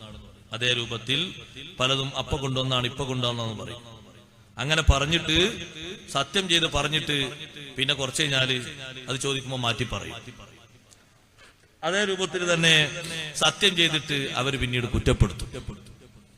ചിലര് പറയും, ഇത് ഇന്നലെ രാത്രി ഇന്തോനേഷ്യയിൽ നിന്ന് കൊണ്ടുവന്നാണ്, എന്നാലും ഇപ്പൊ ചെലവാകുള്ളൂ. അത് കോഴിക്കോട്ട് അങ്ങാടിയെന്ന്, അതിന്റെ കമ്പനി ഒക്കെ കോഴിക്കോട്ടാണ്, അത് അവിടെ നിന്ന് കൊണ്ടുവന്നാണ്. ചെലവാകണമെങ്കിൽ ചിലപ്പോൾ അങ്ങനെ ഉണ്ടല്ലോ, അങ്ങനെ ഒരു പേര് പറയേണ്ടി വരും ചിലപ്പോ. പക്ഷെ അത് നുണയാണ്, അങ്ങനെ പറയാൻ പറ്റില്ല. അത് അത്രയും കൃത്യത പാലിക്കണം. നല്ല സത്യസന്ധന്മാരായ കച്ചവടക്കാര്, മഅന്നബിയീന വസ്സുദ്ദീഖീന വശുഹദാ, അവർക്ക് വലിയ സ്ഥാനമുണ്ട്. വിശ്വസ്തരാകണം. ഡേറ്റ് കഴിഞ്ഞു തന്നെ പറയണം. പുതിയ ഡേറ്റ് ഒട്ടിച്ച് പഴയത് വിൽക്കാൻ പാടില്ല, തെറ്റാണ്. അതേപോലെ വിൽപ്പന നിരോധിക്കപ്പെട്ട ഒരു വസ്തുവും വിൽക്കാൻ പാടില്ല. അത് ഇവിടെയും വിൽക്കാൻ പാടില്ല, വേറെ എവിടെയും വിൽക്കാൻ പാടില്ല. ഇന്നിപ്പോ സൗദിയിൽ നിന്ന് വന്നൊരു ചെറുപ്പക്കാരൻ പറഞ്ഞു, ഉസ്താദെ, അവിടെ നല്ല പൈസ ഉണ്ടാക്കുന്ന ആൾക്കാരുണ്ട്, അധിക ആൾക്കാരും വിൽപ്പന നിരോധിക്കപ്പെട്ട ആ സാധനങ്ങൾ വിറ്റിട്ടാണ് കൂടുതൽ ദിർഹം വാങ്ങുന്നത്. അപ്പൊ എന്താന്ന് വെച്ചാൽ പറഞ്ഞു, സിഗരറ്റ് വിൽക്കാൻ പാടില്ല പലയിടങ്ങളിലും. ഒരു 5 ദിർഹം ഏറെ തന്നാ തരാന്ന് പറഞ്ഞ് 5 ദിർഹം ഏറെ വാങ്ങാണ്. പാക്കറ്റ് കൊടുക്കുകയാണ്. അതിന്റെ പതിവുള്ള വിലയേക്കാളും 5 ദിർഹം വേറെ വാങ്ങാൻ.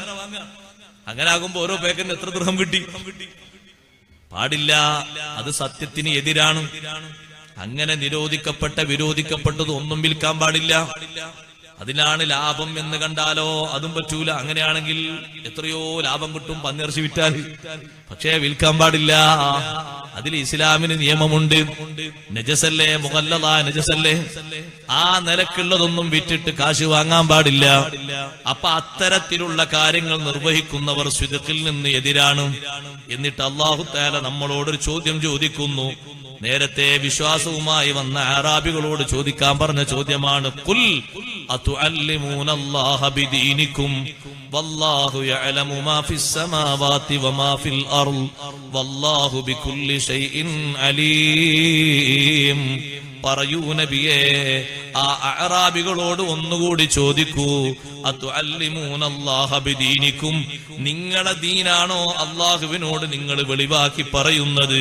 നിങ്ങൾ വിശ്വസിച്ചു എന്നല്ലല്ലേ നിങ്ങൾ ഉറപ്പിച്ച് പറയുന്നത്? ഷഹാദത്ത് കലിമ ചൊല്ലുമ്പോഴേക്ക് ഞങ്ങൾ ഈമാൻ ഉൾക്കൊണ്ടു എന്നല്ലേ നിങ്ങൾ പറഞ്ഞത്? നിങ്ങളെ ദീനാണോ നിങ്ങൾ അല്ലാഹുവിനോട് പറയുന്നത്? നിങ്ങളെ വിശ്വാസത്തെ പറ്റിയാണോ അല്ലാഹുവിനോട് പറയുന്നത്? അല്ലാഹുവിന് ഇതൊക്കെ തിരിയുന്ന കാര്യമാണല്ലോ. വല്ലാഹു യഅലമു മാ ഫിസ് സമാവാതി വമാ ഫിൽ അർള്, ആകാശഭൂമികളിലുള്ളത് മൊത്തം അല്ലാഹു അറിയുന്നവനല്ലേ. വല്ലാഹു ബികുല്ലി ഷൈഇൻ അലീം, എല്ലാ കാര്യങ്ങളെ കൊണ്ടും അവൻ സർവജ്ഞനാണ്. നേരത്തെ ആമന്ന എന്ന് പറഞ്ഞപ്പോ നിങ്ങൾ മുഅ്മിനുകളായിട്ടില്ല, അസ്ലംന എന്ന് പറഞ്ഞോളി എന്ന് പറഞ്ഞു. അപ്പൊ അവര് രണ്ടാമത് വീണ്ടും വന്നിട്ട് സത്യം ചെയ്ത് പറഞ്ഞു, ഞങ്ങൾ മുഅ്മിനീങ്ങൾ തന്നെയാണ്. അപ്പോഴാണ് ഈ ആയത്ത് ഒന്നുകൂടി അവതരിക്കുന്നത്. നിങ്ങൾ അപ്പറഞ്ഞ ആമന്ന എന്നല്ലേ ഇപ്പോഴും പറയുന്നത്?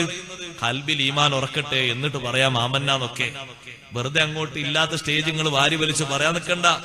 യമുന്നൂന അലൈക്കാൻ അസ്ലമൂ, നബിയെ തങ്ങളോട് അവര് വലിയ വലിയ അനുഗ്രഹം പറയുന്നു, വലിയ താല്പര്യം പറയുന്നു. അവര് മുസ്ലിങ്ങളായിട്ടുണ്ട് എന്ന്, അവർ ഇസ്ലാമിലേക്ക് വന്നിട്ടുണ്ട് എന്ന് അവർ തങ്ങളോട് പറയുന്നു.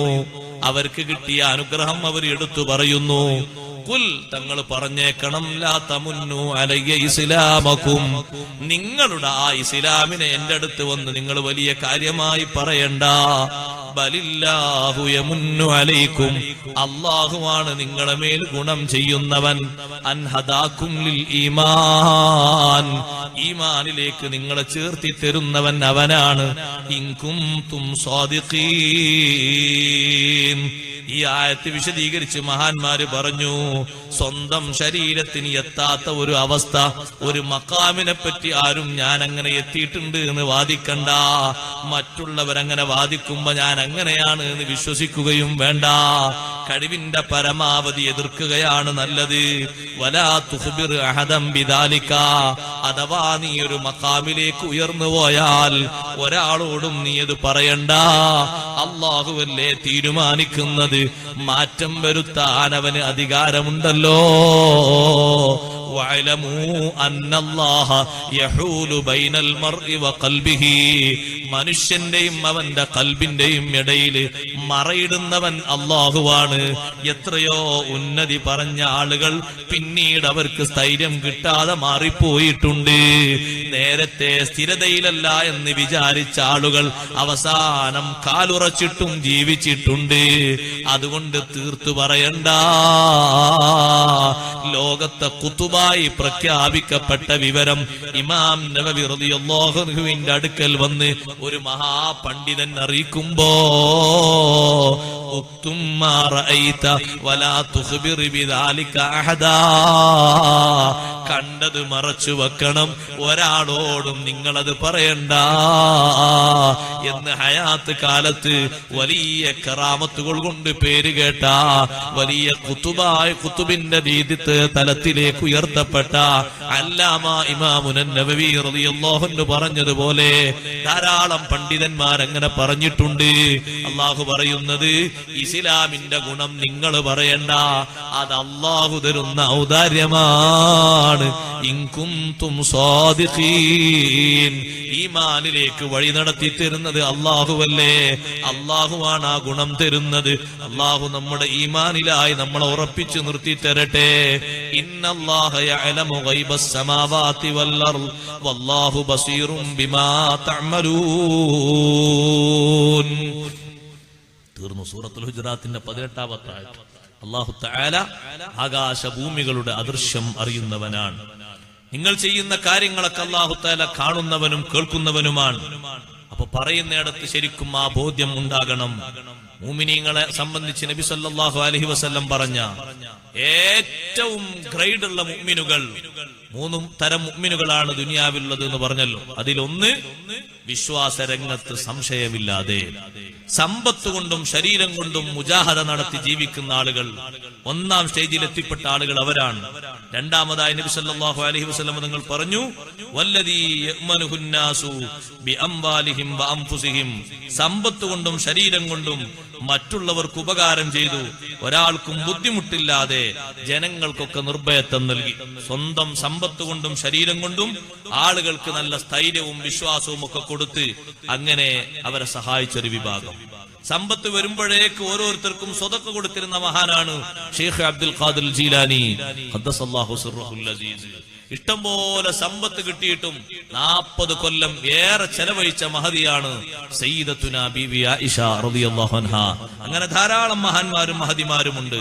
3-ാമത്തെ വിഭാഗം തുമ്മല്ലദീ ഇദാ അശ്റഫ അലാ തുമഇൻ തറകഹു ലില്ലാഹി അസ്സ വജൽ, എന്തെങ്കിലും ഒരു ആഗ്രഹം വന്നാൽ അല്ലാഹുവിന് വേണ്ടി ആ സമ്പത്ത് ഉപേക്ഷിച്ച്, അല്ലാഹുവിന് വേണ്ടി ശരീരം ഉപേക്ഷിച്ച് അങ്ങനെ മുജാഹദ നടത്തിയ മുഅ്മിനുകളും ഉണ്ട്. നല്ല കരുത്തുറ്റ ഈമാനുള്ളവരിൽ അല്ലാഹു നമ്മളെ ഉറപ്പിച്ച് നിർത്തിത്തരുമാറാകട്ടെ എന്ന് മാത്രം സൂചിപ്പിച്ച് ചെയ്തവர்கள் എത്തിയത് കൊണ്ട് അവർക്ക് വേദി ഒഴിഞ്ഞു കൊടുക്കുകയാണ്. അവരുടെ നസീഹത്തും പ്രാർത്ഥനയുമുണ്ട്. ഇന്ന് നമുക്ക് നമ്മുടെ സമയം ഇന്നലെ കുറച്ചങ്ങോട്ട് ഉസ്താദ് വരാൻ കുറച്ചങ്ങോട്ട് ആയതുകൊണ്ട് ഇന്നും നീട്ടിക്കൊണ്ടുപോകുന്നില്ല. കൃത്യസമയത്ത് തന്നെ നിർത്തും. കൂട്ടത്തിൽ അവസാനമായ ഒരു കാര്യം ഓർമ്മപ്പെടുത്തുന്നത്, 10 ദിവസമായത് അവൾ ഇവിടെ ഒരുമിച്ചുകൂടി സംബന്ധിച്ച് സൂറത്തുൽ ഹുജറാത്തിന്റെ വിഷയങ്ങൾ അല്പം കേട്ടു. ധാരാളം പഠിച്ചതിനേക്കാളും കൂടുതൽ ഇനിയും പഠിക്കാനുണ്ട്, പറയാനുണ്ട്, കേൾക്കാനുണ്ട്. അല്ലാഹു തൗഫീഖ് നൽകുമാറാകട്ടെ.